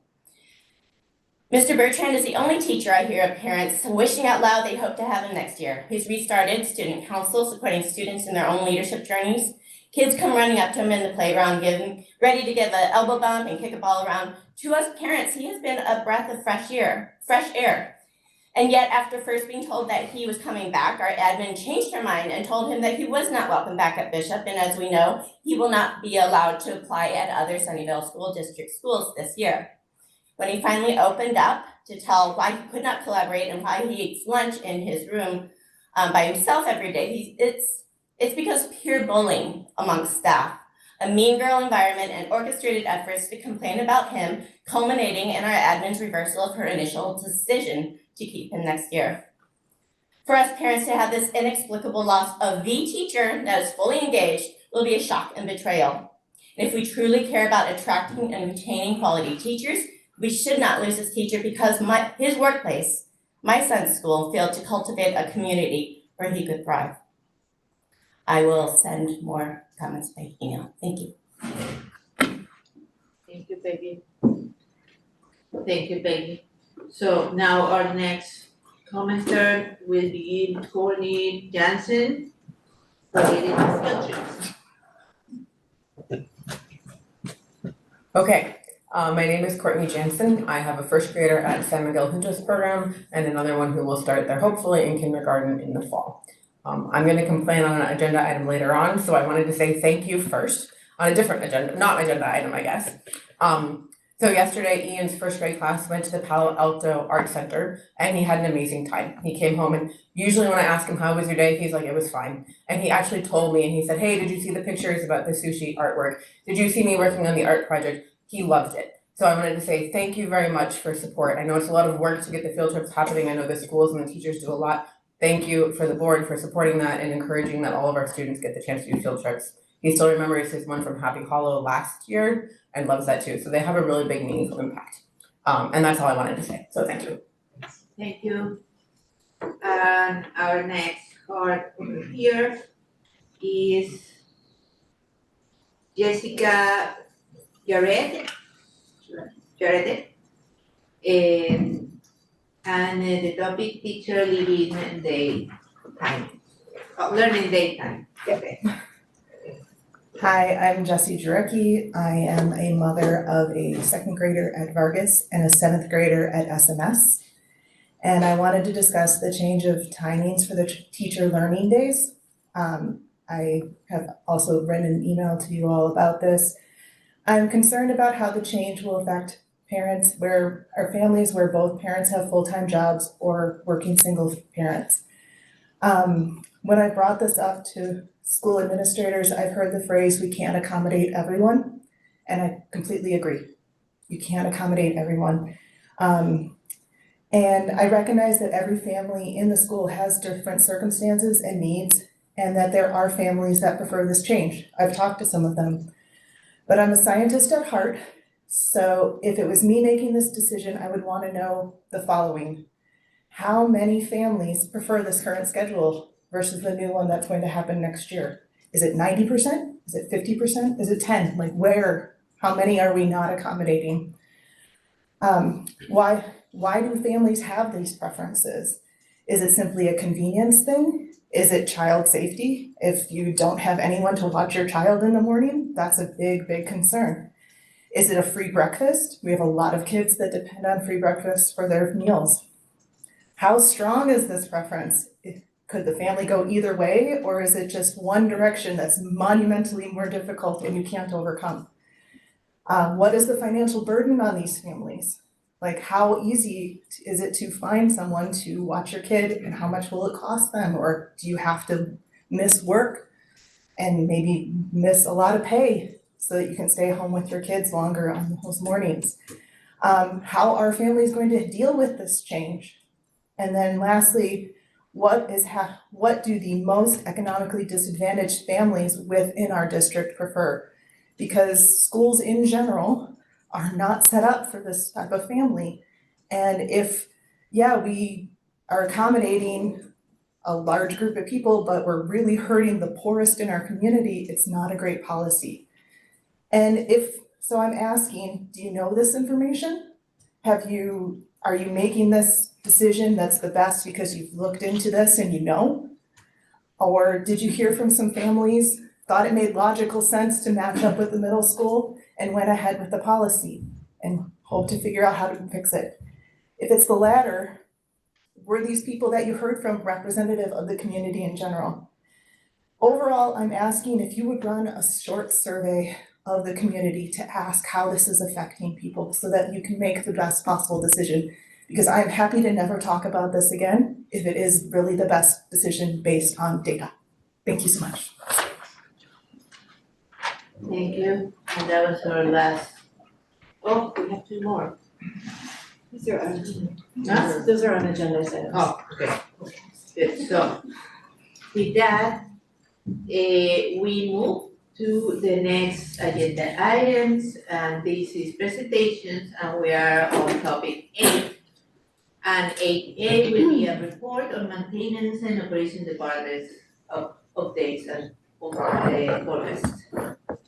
Thank you, Mr. Burns. Of course, good evening, board, good evening, executive cabinet, good evening, members of the community. Tonight, I get the opportunity to go over department updates for both maintenance and operations, as well as forecasts looking for the next couple of years. Let's start. Thanks, Jesus.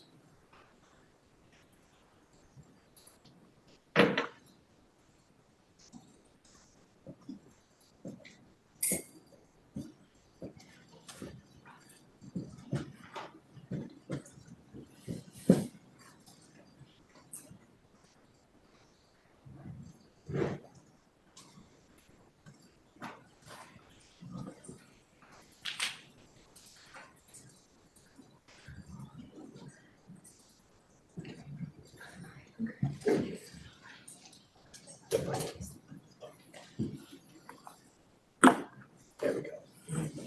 Hey.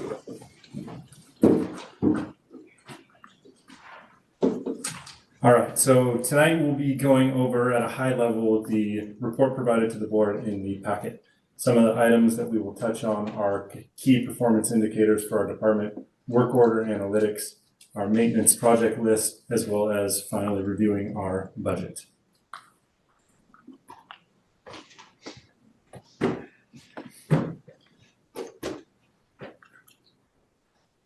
All right. So working in this district for the last 8 years, it was mentioned earlier as well, data and analytics drive a lot of the decisions. I've seen a lot of the departments here make well-informed decisions based off data and analytics. And I knew that when I was given the opportunity in this role, finding data and analytics was going to be something that I was going to rely on. In order to do that, we've made an integration into a software platform that provides us these data and analytics. Once we knew we were going to have the information in order to start making informed decisions, we wanted to come up with key performance indicators to evaluate our departments. These 4 may seem relatively basic and generic, but I do believe they speak volumes to how well our department is functioning or allows us to see focus areas that we need to improve on. Now, moving forward, we will adopt new key performance indicators every year at the start of the school year. We will share that with Cabinet and Dr. Gallagher, Superintendent, so we can provide updates around this time every single year for the Board of Education. The first one we wanted to review was facility use. Looking at facility use over the past couple years, we noticed inconsistencies in regards to the application process, as well as the application of fees for interested vendors using our facilities. So you'll hear this a few times tonight. We integrated a software platform to make things a little bit easier, a little more streamlined, and a little more transparent for our community members. What that has led to is a consistent practice applied across every school site. It allows vendors and interested individuals that want to use our facilities a one-stop shop where they can fill out an application, provide all the required insurance that we require, and pay any and all applicable fees. You can see the difference in the revenue on the last 3 years here. It has also seen an uptake in facility use. I do want to be very clear. The revenue increase is to cover direct costs associated with these facility use and to pay for overtime for custodians for the after-hours weekend work. Now this slide here, I wanted to provide just because no matter how interested our community members are in using our facilities, our campuses are first priority. They're always first priority on our own facilities. So the big swath of red you'll see on this pie diagram is all the applications we have denied because they would have impacted school functions or other events that the school site was going to be putting on.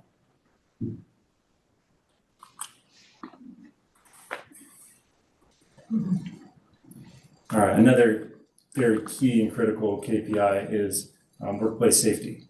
Every year, all of our employees in operations, maintenance, and transportation go through safety training. We make this a priority to start the year off with, and we do refreshers during professional development days throughout the year. I thought this was going to be a great metric to try to reduce this year from last year. Unfortunately, we've seen an uptick in this area of days missed by employees being hurt in job-related accidents. I will say a data point is a data point, and I recognize that. This is not an excuse, but one of the reasons why this number is inflated is due to an accident that was no fault of the Sunnyvale School District employee, albeit it's still an area we need to show improvement on moving forward, and we'll make sure to do that. Was it like a 50-person accident? No, just one, just a lot of days. It's a vehicular accident, unfortunately. Missed a lot of days. Yes. Yeah, no. that was my question. Like, is this like one person missing 150 days or like 3 or 4 people? Or something? 4 to 5 people. Okay. Okay. Yeah. The next KPI that we're going to be looking at is overtime. Overtime is a great indicator on how well a department is functioning. Over-reliance on overtime could show maybe a uneven balance of staffing. It could also show that we are unplanned if there's an absence of a custodial staff member or a bus driver that needs to cover a shift. We also have other contributing factors to overtime, as you can see them on the screen there.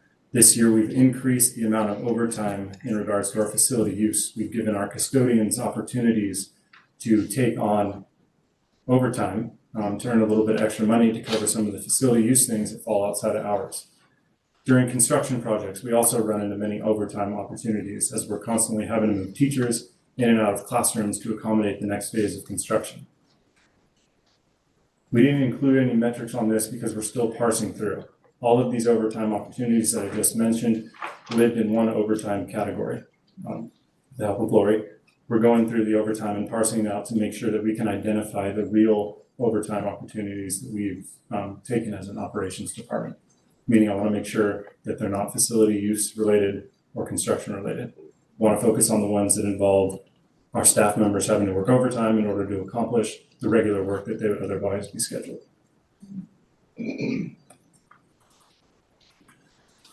All right, so now Arthur gets to see me get excited for the first time. This goes into like the work order analytics. And one of the reasons why this whole section excites me a little bit is because it tells stories, it tells multiple. One, we can start to measure our customer service. We can see how well we're responding to work orders on a campus. We can also take that information and start to plan from a facilities and maintenance standpoint projects. We can see those trouble areas. We can see the HVAC units that are constantly acting up, and we can start to plan for replacement ahead of time. I do want to say that the KPI for this section was the average work order time 2 years ago was 33 days. We wanted to decrease that to 15 days this year. Because of the efforts of our entire team, Ricky, Ron, Sammy, Jorge, Josh, Dion, and Gary, provided by the leadership of Jeff in the operations manager role, we've decreased that to 9 days, which is a huge accomplishment. That's awesome. And that's fully a testament to all those guys.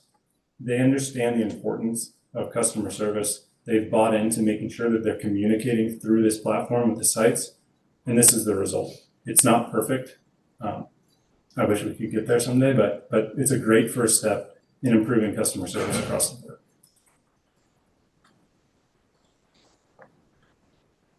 All right, drilling down a little bit further, and this goes a little bit towards planning. You can start to see how many work orders are submitted by campus to see where the potential troubles are. I do want to point out that Ellis is the outlier on this one. The majority of those work orders are attributed to construction that are going on the job site. And I would fully anticipate a large reduction in work orders as we start the new school year with a brand new campus. Sorry, but those work, Oh, sorry.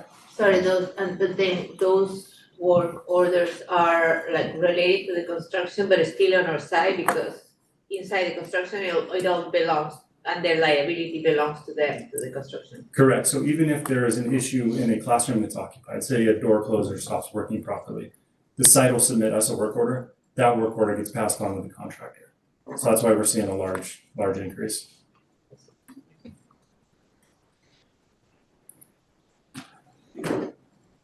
And last one on this. So this new platform was new for our department as well as the site admin teams. It took them training and they had to buy into this as well because this is added steps for them, to be totally honest. They have to drill down on what type of work order this is because bad data in leads to bad data out. So they have to be very careful when identifying the work order that's submitting so that we can properly plan and take a look at what the information is telling us. So I did want to say thank you to all of them as well. They've dealt with a lot of my changes and aspirations, and they've done so at least seemingly happy and done an extremely good job at it. And the person who submits is the administrator or the janitor or somebody that is from your team on the site? Administrator. I would say somewhere in the 90% it will come from the front office staff.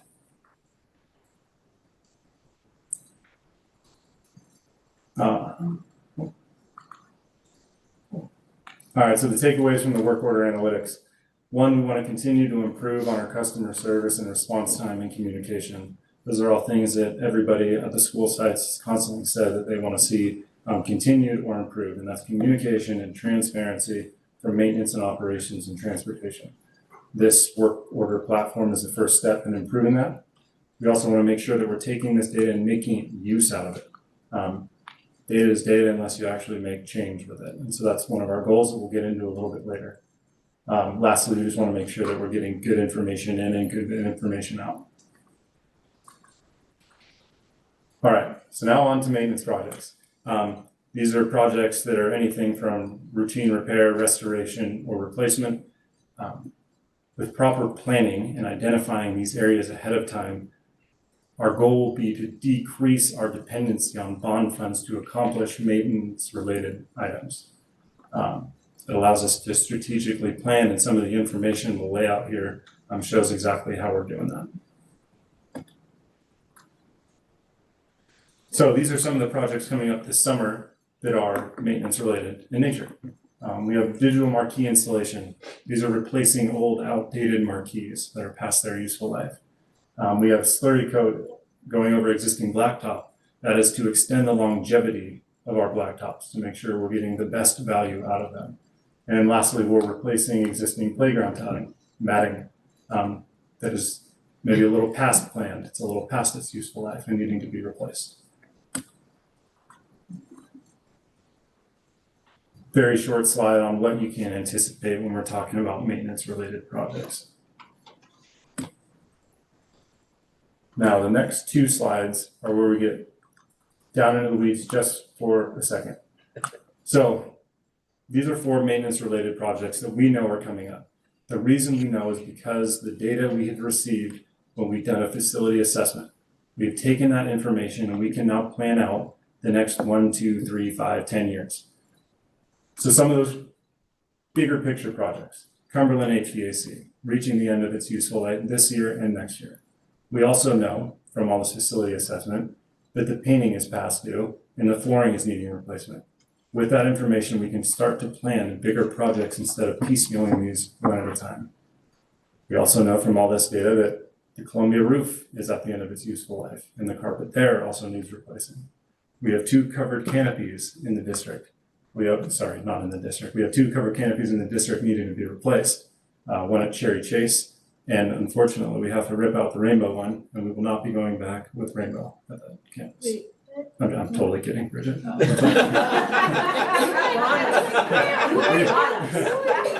I told him to do that. We do have to replace them. We do have to replace them.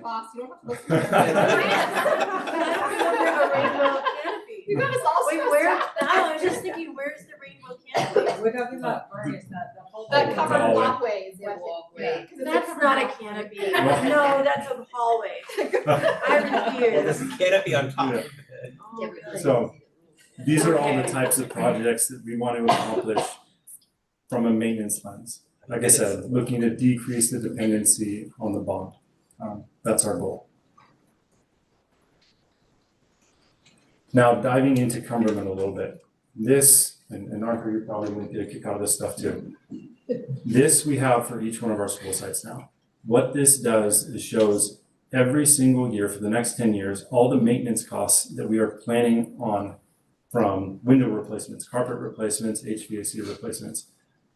What this is allowed to do is now we can start to plan. In the next slide, we'll get into a little bit on the budget, but year 2024, year 2025, each one of the buildings out at Cumberland identifies a total value of maintenance-related projects.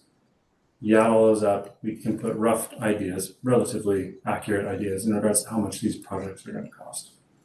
I have just a quick Yeah. question. I'm assuming like those number of like, we go up to like 11,000 at Cumberland CVC in 2032, that there's an inflation. Yeah, That's so- not, that's the estimated current cost then, not the current cost now. Yeah, and then, so I figured have, that. we have inflation calculators in here. So right now, this is all set at 5% inflation, which is for this year, a tad high. But this was all being developed over It the kinda last few averages years. out. Yeah, and so, and we can make changes at any given time to the inflation rate.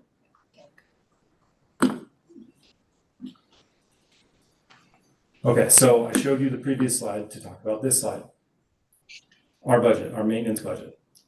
Thanks to the leadership in the district with Lori Van Gogh and Dr. Gallagher, we were able to go over each one of those sites and look at the maintenance costs for the next 10 years. What you're able to show is that there's a large, extremely large delta in the amount of maintenance projects in the remaining maintenance budget. Now, every school district, and Lori, you're gonna have to correct me if I say this wrong. Every school district gets 3% contribution to their routine restricted maintenance account from their overall expenditures. Yes. Now, what that led to is $3.9 million annually and $400,000 in rollover, give or take. After looking at all that data and information, we were able to make a contribution of 1% more to the RRMA account. That is what it does from a financial standpoint. It increased our budget to 5.6 and estimated increase of $2.1 million in rollover. What this does is allows us to either accomplish projects that year with this money straight out of maintenance or roll over a year or two so we can take care of larger projects all at once from this budget. The goal of this, when we looked at the facility master plan, is we took this into account.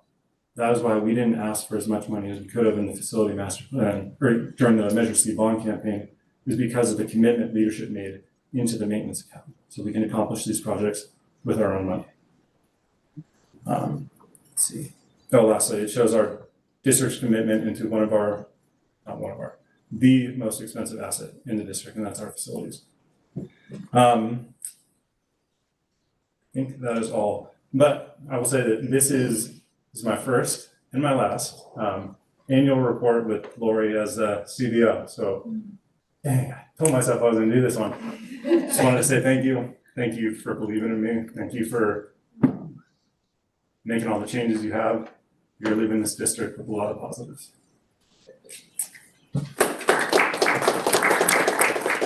Before I cry, unless there are any questions, No, Lori's leaving. Oh,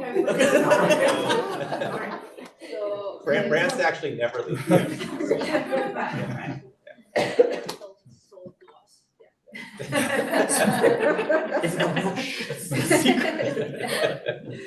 Are there any questions?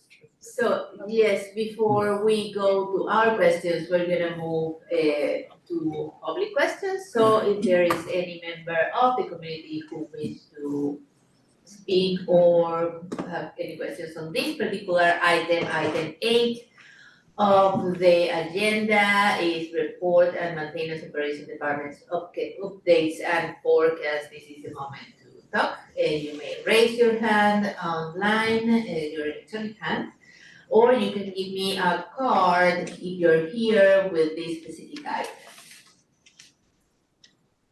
Okay, seeing none, then we move to our board questions. So we can start with the board. You wanna? I have a question. Yeah. I have a couple questions. Okay. Okay, so, my questions were, just in talking to you and then in looking over the rest of the agenda, we have some other agenda items coming up from you. And, when you were mentioning the, slurry and the putting the things under the playground and kind of re-envisioning our playgrounds, my just general question is like, you're obviously using the master plan, right? And then, I think in the master plan, we had like talked about, I think there was like a discussion around inclusivity, there was discussion around, bringing things up quite a bit. So when you're looking at when you're putting those projects together, are you referring back through the master plan to do that? Yeah, so and I'll say oftentimes, yes. When it comes to like strict maintenance related items, like if we're just talking about slurrying or just talking about replacing existing matting and not making modifications to something, generally we'll just be like, it will not be associated, exactly, it wouldn't be associated with the facility master plan, but anyway. Okay, and then congratulations on the bond. That's really exciting, and I think all your work and the organization that we did with the facilities master plan and, like you said, Lori's work with getting the budget together and the district having the additional support for maintenance fees really made it a lot easier to go out and talk to the public about how much we were borrowing, because it wasn't like we made up a random number. It was like, this is what we need, this is how much we're putting into it out of our general fund, and all the grants that you've gone out for some of this stuff too. I think it's just made it a really compelling story, and it shows by the 70% voting that's coming in. So great job, and I'm like, I know everyone else is gonna say great job too, but I'm like really excited about the work that the whole team is doing. So thanks. So, did you say in the package question how many HVACs are gonna be replaced this summer?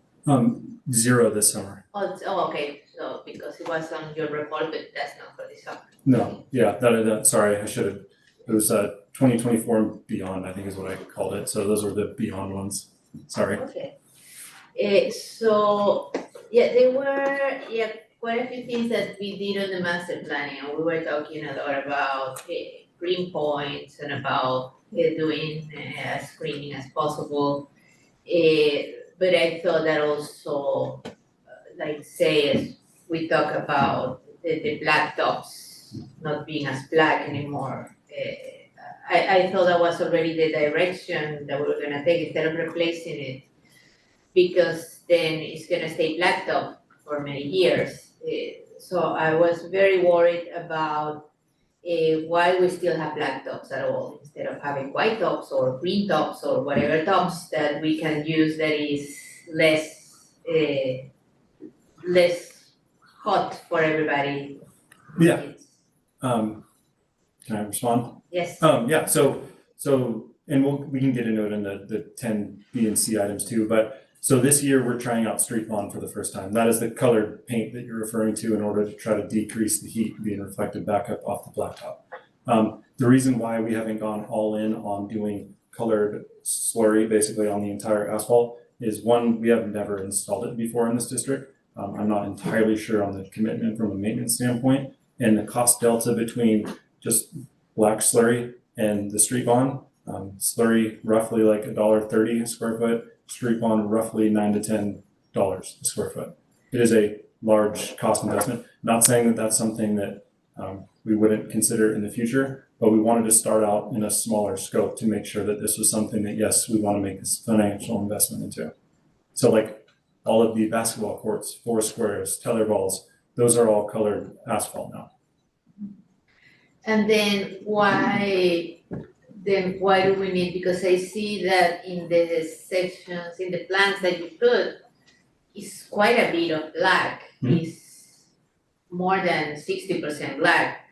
So then maybe we don't need to bounce balls around. Maybe they just don't have hard surfaces at all. If it's just gonna be a black frying pan, instead of that having something else that is, because we You're bounce saying the you wanna ball. get rid of the blacktops for the kids to play on.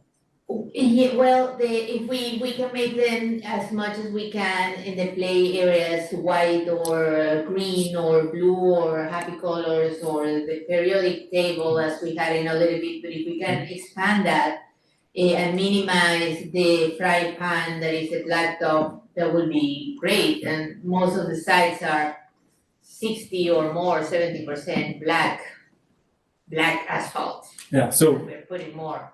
So an alternative, so slurry is something you do every 3 to 5 years, and that's just to maintain longevity. So I hope the board knows that even though we've done black on these blacktops now, doesn't mean that in 3 to 5 years when it's up for another maintenance cycle, we couldn't consider something else. Yeah, and I've been feeling terrible since my kids were in kindergarten. Every 3 years I feel even worse. So Isabel, you're saying you would want to spend the $9 or $10 more per square foot on everything to do it now, even though we don't know like the maintenance, like, I mean, we're probably talking millions of dollars. Okay, how much is the square foot? Because we never get, I mean, that's another thing that we don't really get specs on any projects, plan views. This time I asked and I got it, like the plans, and we just approve and everything after all is approved by the board, so we live with it. But we don't get exactly, then what is the difference with these prices? Then what is exactly how much is the square footage of one against the other one? And so we just end up making these decisions among all the other decisions, but I would like to see like, how much is that, $9 over, how much? Are we talking about $20,000 or we're talking about $250,000? And then that will make the difference between one or the other. So I will do a rough calc for you while we're continuing to go. You guys can keep asking questions. I would say I don't have any questions, we haven't really had a, maintenance update presentation, so that was great and like, we do great things and are digging it. So it's like space that we don't necessarily need to know all the details on things, but it was interesting to like see some of this stuff and the analytics, like I know you nerd out on it, so it's fun for you to it's fun for me to like read and be like, oh, that's some interesting like data. Cool. And yeah, I was hoping for feedback because this was the first one and I didn't know exactly what the board would like to see or want to see. So thank you. The plans for the campuses were very interesting. I appreciated having that like bird's eye view. These aren't campuses that I'm intimately familiar with, Vargas and San Miguel. I to Isabel's point, I do think that a lot of the San Miguel campus is or blacktop area is those play areas. The basketball court is a significant amount of that square footage. I do see your point. It is more than 60%, but there's gonna be a lot of color here, like just on that. Yeah. So I'm curious what the results of your math will be, but I do think we're moving in the right direction. I also have this like question that I'm struggling to figure out how to phrase. So the work orders, most of them are submitted through the front office staff. Correct. What if you don't have front office staff? How does like the bus driver submit that? Do they have training in that to submit their vandalism tickets or something? So that is a phenomenal question. So usually, like since our transportation is housed with our operations, they'll let Jeff know and he'll put a work order in, or they'll let the mechanic know. So like if the seat gets slashed, like Dion will be notified and then we'll submit a work order that way. I had a feeling that's why the DO was like really a higher number, because that's where operations is, so they probably, that's what I was thinking, unless it's like Mike calling all the time. No. Get over here. And for this first year, we've asked all the departments to put work orders in, consistently and attest to that, like anytime that something needs to get moved, like put in a work order, so that we have documentation of it, helps with the transparency process. And I love the report format. Thank you. That's Yes. great, very readable. So I have less questions because of that. So to the cost delta question, I think, if I remember correctly, one of the campuses had about 75,000 square feet of blacktop. If you guys are looking at the plans, you can correct We're looking me. at it right now. Is it 71 or 75,000? I don't know where I'm looking. I think in the top, the there should back of be, the well, anyway, and I can get back to you all too, but, so say it was Take 75,000 square feet, and you would have done street bond, you would have been paying $675,000 to do the entire blacktop for one campus. And the slurry would be, oh, sorry. Did you That's say, okay. did you say 600,000? Yeah, 675. Okay, and those are right by the buildings, the black part? Because there's another thing is will be the price of putting some shading in that area, some wings or something, but if they are very close, then it's a fire hazard, we cannot get it there. Correct, 20 feet's the distance you're allowed to put shade structures in. That's $97,500 if you just do. Sorry. Okay, there is, and I was a little bit interested, also because of controversies. There is a company that might do an analysis for free. Oh, yes, Nancy? Oh, I was just going to be giving feedback that I appreciate that the maintenance is working smarter with the analytics, and that you can actually demonstrate that you can be more responsive to the community as a whole with your work orders. And I think that will go a long way towards building confidence and capabilities that we have. So I appreciate that, the microanalytics. I look forward to next. It's breaking up. Yeah, I think so. Thank you. Alright, good. So yeah, maybe we can, yeah, as you say, we're testing this slurry, black slurry thing. We can keep some data between then and then also there is this company that I mentioned about a month ago that they do free assessments in indoor and outdoor quality air, so we can also test all these assumptions. They're doing for free because they can sell stuff when they find something that we can just take the assessment and think about Do it. you know the name of the company? Yeah, I have the car. Okay. So bring it to me. But they can just, they can also measure this kind of But thing. there was a presentation about them somewhere, right? Oh, that's Like what we it were was. at some, like the PTSA or the PTA council thing or, I don't know. I got it, yeah, the council. Yeah, I remember that presentation. I have a question. Yes? So maybe, like, I don't know if it would be possible, but it seems like, you know, we're getting some community feedback, but also I think there's an interest on the board of like, I mean, it's my impression is that like when we were going through the master planning project of like sustainability and greening things, and I know like as a district that's in a lot of places. So like, would it be appropriate to like have maybe a study session or something where we really talk about like like when I think of a greening, like moving towards a greener planning environment, like what do I mean versus what do you mean versus like what is when we're thinking about it, and then if it's very different from what we have right now, how do we make moves to get there over time?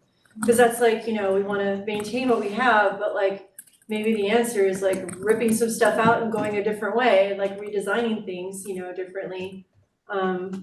So I mean, I'd be interested in, because not as a deciding thing, but just like more of a visioning conversation as an extension of the facility master plan, maybe? Yeah, because a big part of this facility master plan was, you know, and we have some visions and mission statements about how we're going forward. But we shouldn't have to wait until we tear one school apart and put it together to make it greener, if we can do something in the middle. But yeah, I understand again that we need to get things done and we don't have gold mines anywhere to get the money out of. I'm just saying, like, if we maybe wanna make getting a change. I mean, yeah, and I'm putting, well, I can hear it, I put in we've been talking about putting some policies in general that are relevant to this, and you said it hasn't been completely approved by the legal guys, but the idea will be coming together and having that written down about our intentions, our green intentions, and you know, taking it more seriously as much as we can. Yeah, I was just gonna say, I think this exercise is really good, and actually the community input that we've received in terms of our process. So, I mean, you know, we know we're on items 10B and C are approval of bids, right? So that's like the very end of the process. And I think what we all need to commit to do, or I wanna commit to do, is at the beginning of the design, I think that's what you're saying, making sure that we're really explicit, and it's great because the board hasn't, I don't mean necessarily this board, but historically, boards haven't been as interested necessarily, it's been more routine. So it's perfectly fine that we're more intentional about that.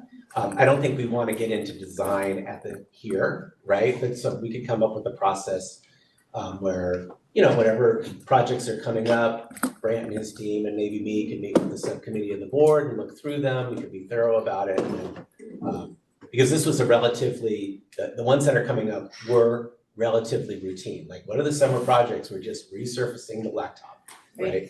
So. Yeah, but then again, like, that's one of the things that just 2 years ago, we talked a lot about it. And I know that we are doing an improvement, Right, and so we're that's- slowly lowering about 40% of the black fry pan we have there, but because it's what it is. Right, so But that's exactly what I'm saying, so. It is, So- we're moving forward, but then there's the thing that is a little frustrating, that we get a lot of the things that we don't get to see, and I know that not everybody. Okay, so gets to that's what I'm see saying. So at the beginning of the process, from now on, I'm saying to you, let's commit to, we'll go through you, what we have in mind for design. Again, we're not gonna design, I don't think we should design it in the boardroom, but ahead of time, so we're more intentional about it. And again, this was a traditionally very, very routine. We're gonna replace the matting underneath, you know, play equipment. We're going to reseal the blacktop, like, for 60 years. That's just like, you just do that very simply. It's great that we're more alert to it now and like, we're all in. So we need to make sure our process reflects that. So we'll start that earlier. That's our commitment. Okay. Any more questions? I know who's gonna raise their hand for the subcommittee. And that's great. Yeah, That's, no, yeah, I I think mean, that's right, we right? should be on it. Yeah. When did we approve the facilities master plan? I think it was before my time. April Right. 2022. Okay, Yeah. I just found it online and this is really cool. Yes. It is awesome. Yeah, we base our measures on that one, so. We like it. Okay, so anyway, thank you again. I know that you're the guy with fingers in every project pretty much. I mean, I don't know, I always end up In a talking good with you way. because you're doing it in a good way. You are doing so much at the time and handling so many, you know, well, now I don't wanna say balls in the air, but I wanted to. So many things in the air at the same time. That it's great that you put it together and you're coming today with this presentation, and we're very grateful. And yes, you keep deserving your photo on the wall as the best of the year. Then he walked away. That was good as well, I'm glad you brought it up. Okay, and with that, we move to the next item. We are now on item 9, and this is 9A, is gonna be the review and discuss of policy 5148.3, preschool and early childhood education. For that, we're gonna have Dr. Dean to present to us. Okay, good evening, board. So this is an update on, for a policy, and fortunately for us, it's really just to reinforce what we are, as a school district, are already doing when appropriate to do so. but just ensuring that our TK age students who might need additional care would be able to utilize our preschool programs. But fortunately in Sunnyvale, we have full day programming, so this is not as relevant, but nonetheless, we are updating our policy to reflect the practices that we actually have to support our early learners. And so this is for you to review and discuss and ask any additional questions regarding this particular policy. Is that also, with that, we go to the public, if there is any questions about this particular item from the public regarding item 9A, please raise your hand now. Okay, seeing none, then we move to board comments and questions. So this one also regards the weeks at the beginning of the year when kindergarten only has partial days. Yes and no. So since we do have after school programming and most of our students are able to access what they need with that after school programming. And then we also are looking at some things this school year to actually expand potential opportunities for our after school support for our TKH students. Good. Thanks. Any questions? Yeah. It's on consent. Huh? I said I'm good putting on consent. Okay, thanks. No questions or comments. So as everybody else is giving you the go to put it on consent agenda. Thank you. Thanks. Now we are moving into item 10, and we are starting with item 10A, the approval of the second interim fiscal solvency report. And for that, we have our CBO, Lori Van Gogh. Welcome again. Go ahead. Thank you very much. I apologize in advance for my voice. Since I ran my last half marathon, I've had some serious respiratory issues and I can't talk very well. Dr. Gallagher would be the first to tell you I should not run half marathons anymore, but that's not going to happen. I don't think you ever should have. Okay. Okay, so here we go. So before I do second interim, Dr. Gallagher asked me to say a little bit about Prop 28, which is the arts and music in schools that's coming to us very soon. So there's a list of things there that are applicable to spend this money on. In addition, we can also spend it on computer coding classes, animation classes, music composition classes, costume design, film, and video. Our projected entitlement is a little over $753,000, which is based on our prior year enrollment with a supplementary add-on for our free and reduced percentage. 80% of this entitlement must be spent for salaries and benefits, which is approximately $603,000. All instructions should supplement each school site's art curriculum and music curriculum, and these funds should be used to support new ongoing programs. We have 3 years to spend the first entitlement, so we have a little bit to consider. We're still in the planning stages with this money, and the remaining funds can be used for other program supports and services. We're currently, as I said, in the planning stages to use these funds, but what we're currently discussing is the hiring of 4 teachers, 2 music teachers and 2 drama teachers, and teaching and learning is going to work with each individual school site to develop their plans because each school site gets an individual pot of money. Okay, now on to the fun stuff. So here's our major revenue assumptions for second interim. Our property tax revenues projected to increase by 7% over 22-23, which is approximately $7.4 million. Our LCF hold harmless amount remains the same at $2.9 million. EPA is projected at 1.1. Our partial tax revenue is also projected at 1.1.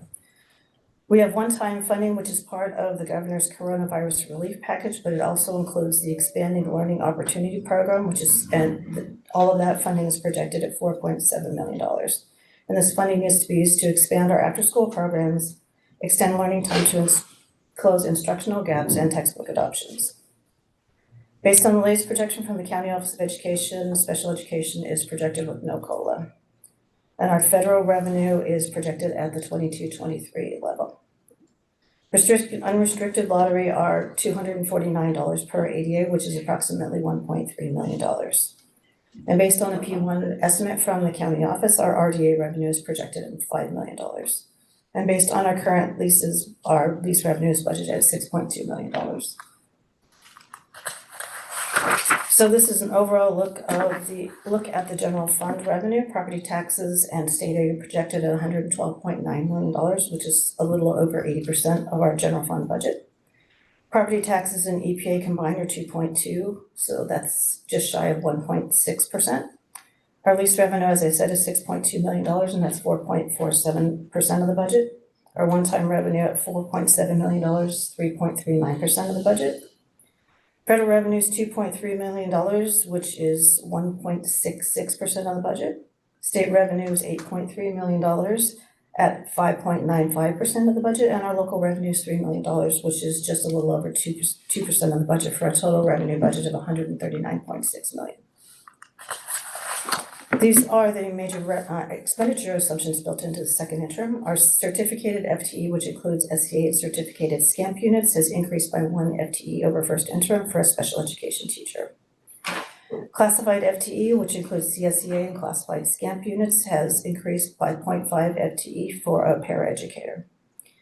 Certificated and classified compensation changes, including step and column increases as well as negotiated salary schedule increases, have been included in the second interim budget.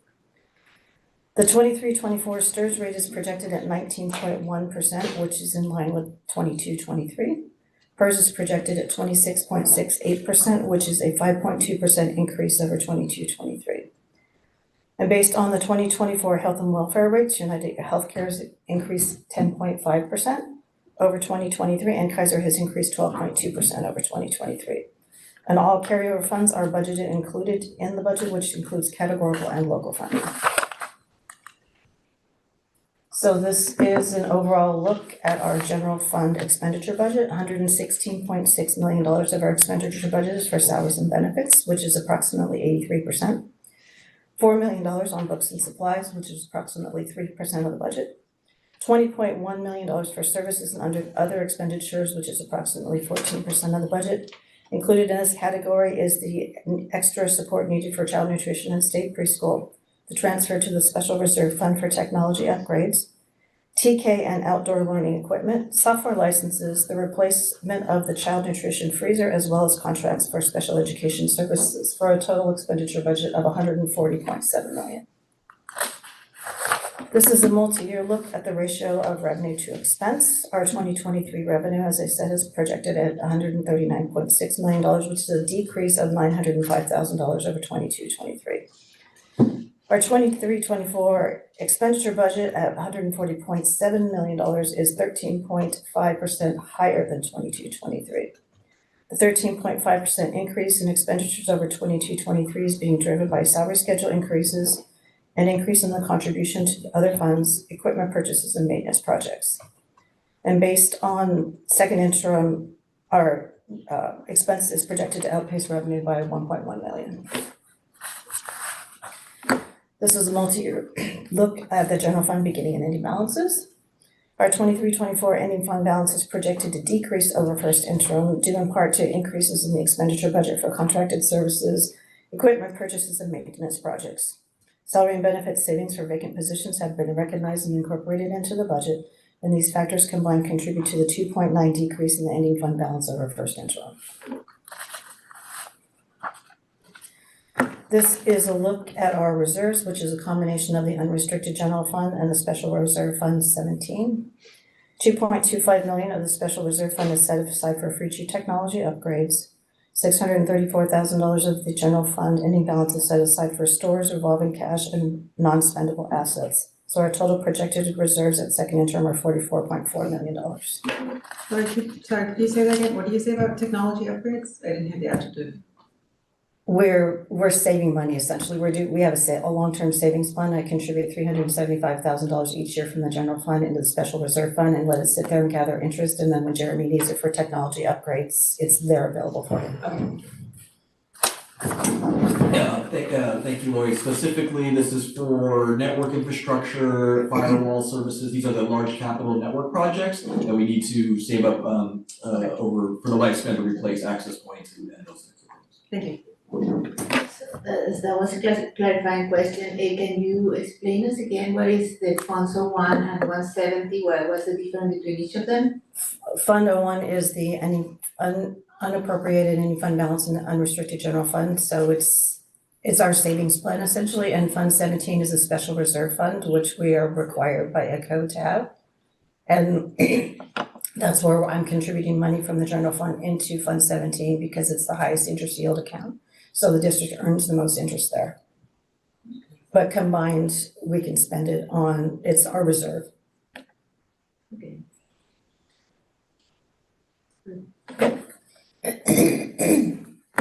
Okay, I'm losing my voice, I apologize.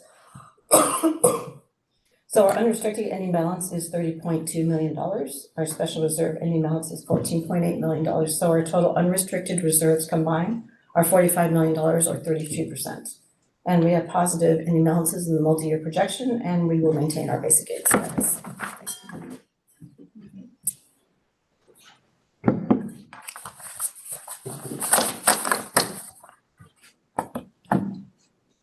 Oh, okay, so that's it then. Gonna keep moving forward, okay. Now, with that, we would like to ask the community if they have any questions or comments about this particular item, this 10A, the approval of the second interim fiscal solvency report. So if you have any, you can raise your hand, real or electronic, and this is the moment. Okay, seeing none, then we move to our board questions. So we're gonna start, I think, Priya has some questions? No, I got mine answered. I'm okay. I think if we're voting, we gotta make a motion first. Okay, so anyone want to make a motion to approve this interim report series? Sure, I'll move to approve the second interim. Okay. Any seconds? I'll second. Okay, with that, do we have any questions or comments? I'm excited about the music and arts. Yes. Could you say again, how many art teachers and how many drama teachers? You mentioned it. 4 teachers in total. 4 teachers in total, Yeah. 2 of each? Yeah, 2 music, yeah, Thank you. that's correct. Is that planned to be on top of starting arts, or like is that decision, it has to be on top of starting arts, right? Yeah, it has to be supplemental to our current programs. Okay, and for dividing up the time between the schools, there's some schools that have more existing programs than other schools. Is it the same amount for every school, or are we doing equitable distribution? Yes, we met with the principals and they've agreed that they want to pool their resources because that allows us to do more. And so we'll do a similar type system as what we're doing with our physical education programs, but we haven't solidified all the details yet. But the goal is for the support to rotate through the campuses so that every campus gets the programming that we're seeking. And then we're looking at, in addition to that, what can also be offered in the after-school programming that's missing as it relates to music and performing arts. And the money comes not to the district, I think it was $750-some thousand. It comes in 10 pots, actually 11, the district office has a tiny bit. So like that's how it has to be spent. It's like, I get the philosophy behind it, but They don't know. yeah, in terms of actually enacting it, it's really difficult to do. But that's how it'll be divided up, because that's how the money comes, we have to spend it that way. And then you can still pool them and pay one full salary. Right. Okay. Correct. Right. Okay, good. If I could say something else too, and this, I think this relates a little bit to your request, Isabel, about like more information about the budget. That's why we had the slide on Prop 28, and you know, since I became superintendent, I came right at the beginning of the pandemic, and then there was that whole blizzard of one-time funds and grants, and it was so hard to keep track of. Now, yes, unfortunately, that is gonna slow down, but that slowing down is gonna allow us to look at each grant as it comes in individually, and then be more thoughtful about each one individually and report it to you more individually, so there'll be more, you'll be able to ask more questions about it. So that's that was like part one of that plan. That's good, yes, we really appreciate that. So, this is the first year that we're going to 140, like every time I talk around, I say, yeah, our budget is 120, and now like, wow, 140.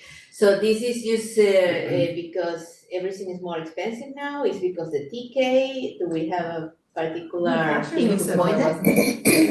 Salaries and salary steps and It's something else. Because of the negotiation? I mean, statutory deductions have increased, health and welfare has increased, PERS is increasing exponentially year over year. So, and we have budgeted salary schedule increases too that are included in every budget, and the benefits are a percentage of the salary. So they're tied. Okay. So and PERS is the pension, isn't it? So that one is increasing, so that's gonna always keep increasing, so are we gonna keep going up for 20 million every year? I I can't don't think predict it'll be that. 20 million. So PERS is for classified employee and STIRS is for certificated. STIRS was going up also for a while and it's kind of It's leveled flat down, now, yeah, it's right? flat And now. then the PERS has continued to rate, at some point it will have to stop, but it's pretty, was it 20? 26.68, but in a few years, it's gonna be close to 30%. Yeah. Yeah, because I remember seeing this same bar graph a few years ago, and we knew we were coming to this year, but then my question is, you know, how much money we have for next year and how it's gonna work in the next 2 or 3 years, and we already have the contract working for 2 more years, so we one more year, so we should be able to know how we're going. 3% next year, right? Okay, 3% next year and kind of know what is that we're expecting for the next year. That was another of my questions, like this is the first time that we don't see a multi-year projection of what's gonna go. Oh, the multi-year This projection. isn't the new budget, this is just the interim. And the multi-year I'm projection required is- to do a multi-year projection with every SACS report. It's in the book. Well, so like, I think we talked about the last time for the first interim, maybe we talked about, you know, like some of the things where, like, cause this is just a snapshot of how we're doing against this year's budget, right? Correct. So we're not making any budget decisions for this. It's just approving that It's the update. we received the update. I think like, you know, what would be helpful for me is like understanding, like, is there anything in this report, like, that there's new implications of, like, that we're saying like, whoa, trouble's coming for next year, or, you know what I mean? Like, that's the like one, that's like the, I know you do a lot of work contextualizing it and explaining this to us, but I think that's the part where, you know, because we're hearing so much about the budget in Sacramento is changing, we know we're losing one-time money that has been really helpful for the last couple of years. Sure. So like, you know, for me, I just don't have a sense of exactly when we hear this new information, you know, how exactly is that sort of affecting us? And maybe it's not gonna affect us till next year, but should we sort of be preparing ourselves and our community for changes, or, you know, because even the one-time money running out, that isn't, the one-time money running out, if we do nothing, we just don't fund those positions anymore. That's not like a board action, we're not like immediately letting go of things, but there might be some of those that we say, those are really valuable. So I I think know it's part of it, when yeah. you That's the budget conversation, right? Yeah, when you hear about cuts that other districts are making, they're getting hit from a couple different angles. So one of them is all those increasing costs that Lori described that we have to be aware of. Others are their declining enrollment, which is causing real decline in revenue for them. For LCFF.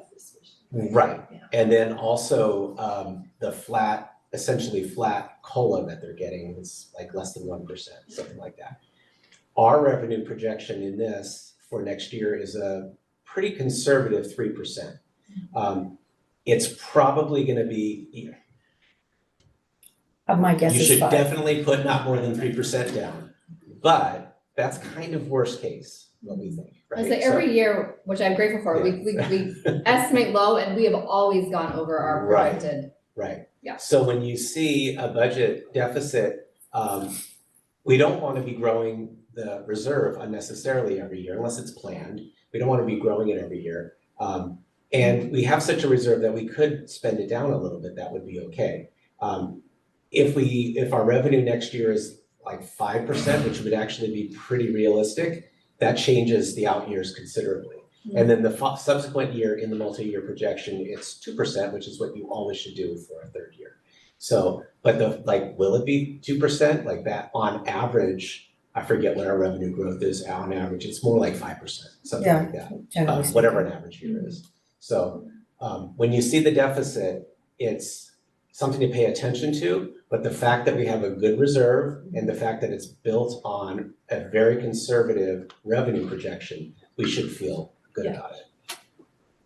I would say it could, based on what Bridget was saying, it could be potentially helpful with the new budget cycle, right? So the new budget approval, this is probably more for Arthur than Lori. It might be helpful to do a little bit of refresh on kind of like basic, like budgeting 101 for board members, right? I think that might be, we haven't done that in a while, and that might be a little bit, we'll send you kind of what we talk about now, but going more in depth, that could be a helpful space as part of the budgeting process.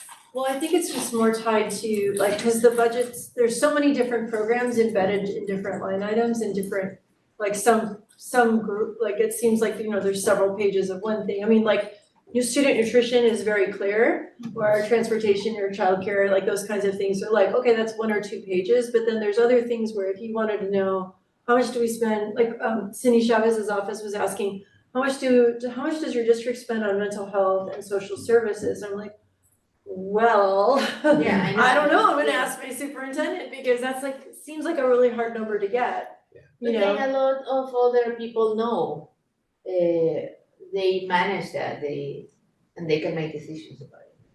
Well, so I mean, I just, anyway. We can get those answers easily, you just have to ask us. Yeah. Give us a couple days.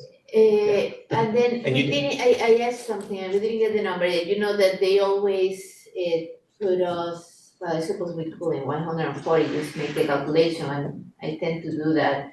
But how much do we pretty much expend per kid? But we have that one. We get that one, don't we get that one every? Per student Yes, expenditure. expenditure per student, like I know that the states say they were between around 11,000 last year. Ours is considerably more than that. And yeah, we should be more. But it's also tricky, because some of we're those not- metrics aren't actually including all the money that a district has, so like. We just know, we know some districts Yeah. spend a lot. But I'm saying that like, right, if we were just take our full number and divide it by number of students, like you could say that's a per pupil, but that's not probably how everyone is calculating it, they're not including all their money, and so it's actually a hard comparison, because not Well- everyone is counting the same money as per pupil, if that makes sense. Yeah, so it's for 140 million exactly. And how many students we have this year?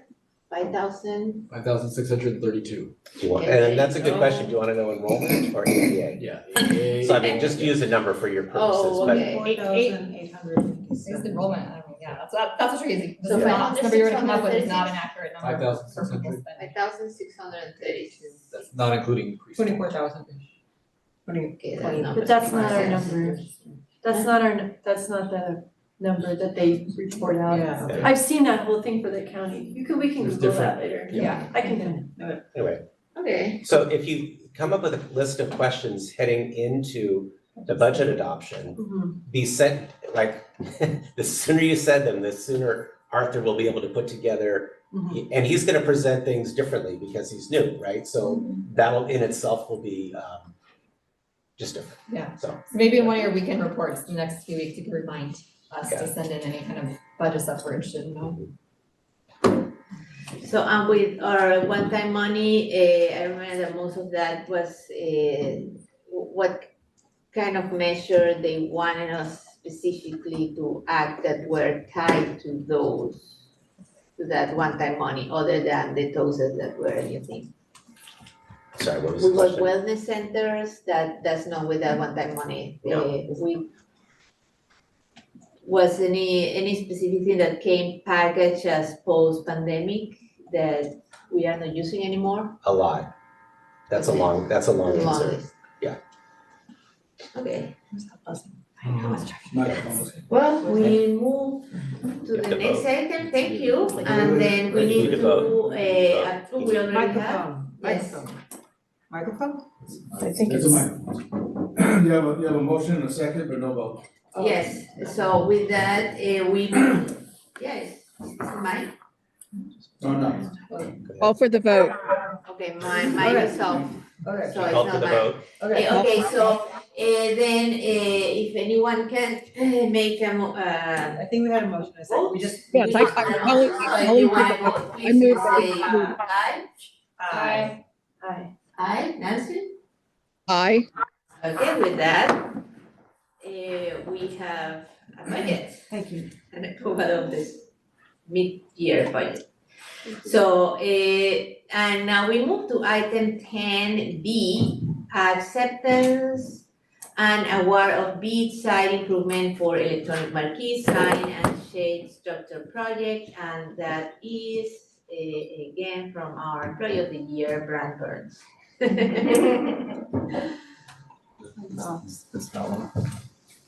Just testing all of our patience.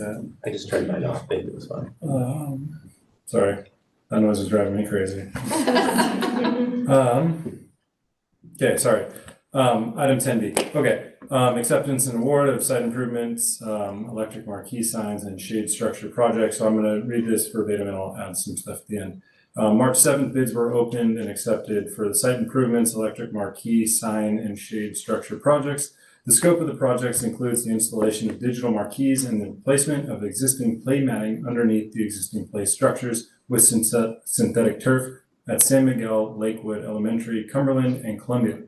We will also be applying standard and colored asphalt slurry on the blacktop at Columbia Middle School and San Miguel. Lastly, San Miguel will also be receiving a shade structure as part of this project. The big documents require the bidder to be pre-qualified. Unfortunately, the two lowest bidders, 101 Builders as well as Garrett Construction, were not pre-qualified prior to bids opening. Therefore, those bids are non-responsive and should be rejected.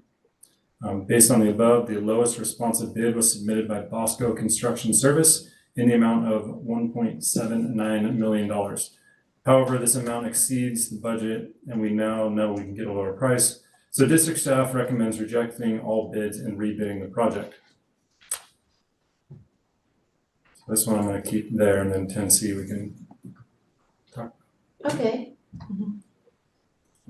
So then your ask has changed from the initial agenda, so we are not gonna approve this one. You need a because motion.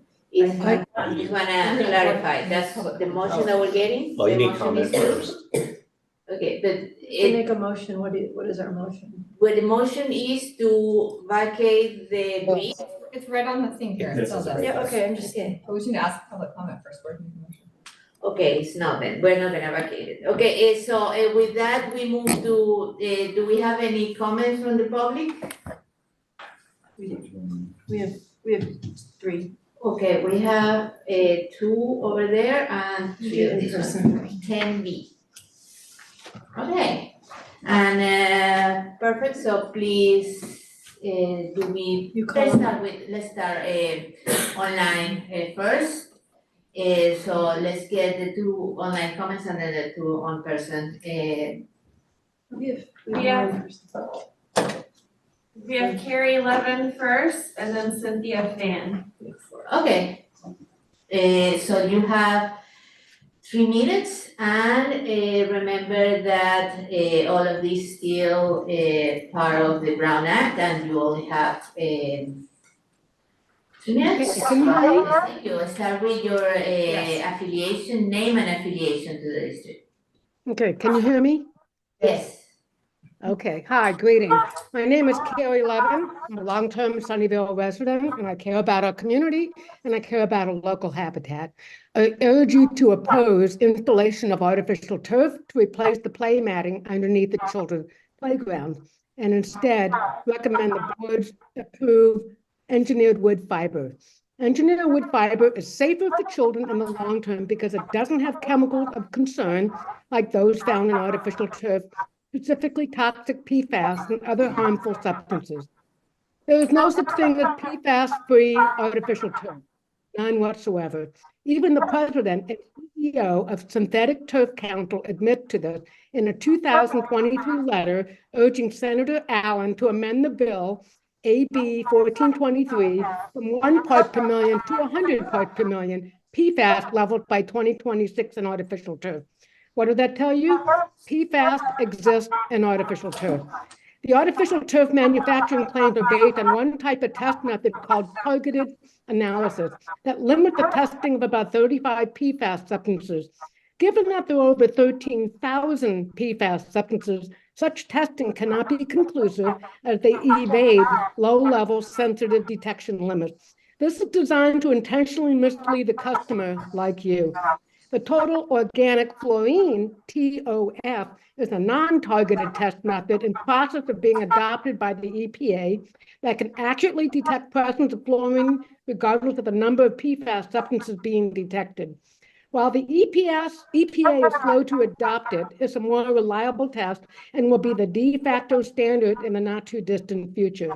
Since there are lawsuits against such claims, a third-party lab to independently test such, quote, PFAS-free samples using the TOF method, there's a good chance PFAS will, in fact, show up.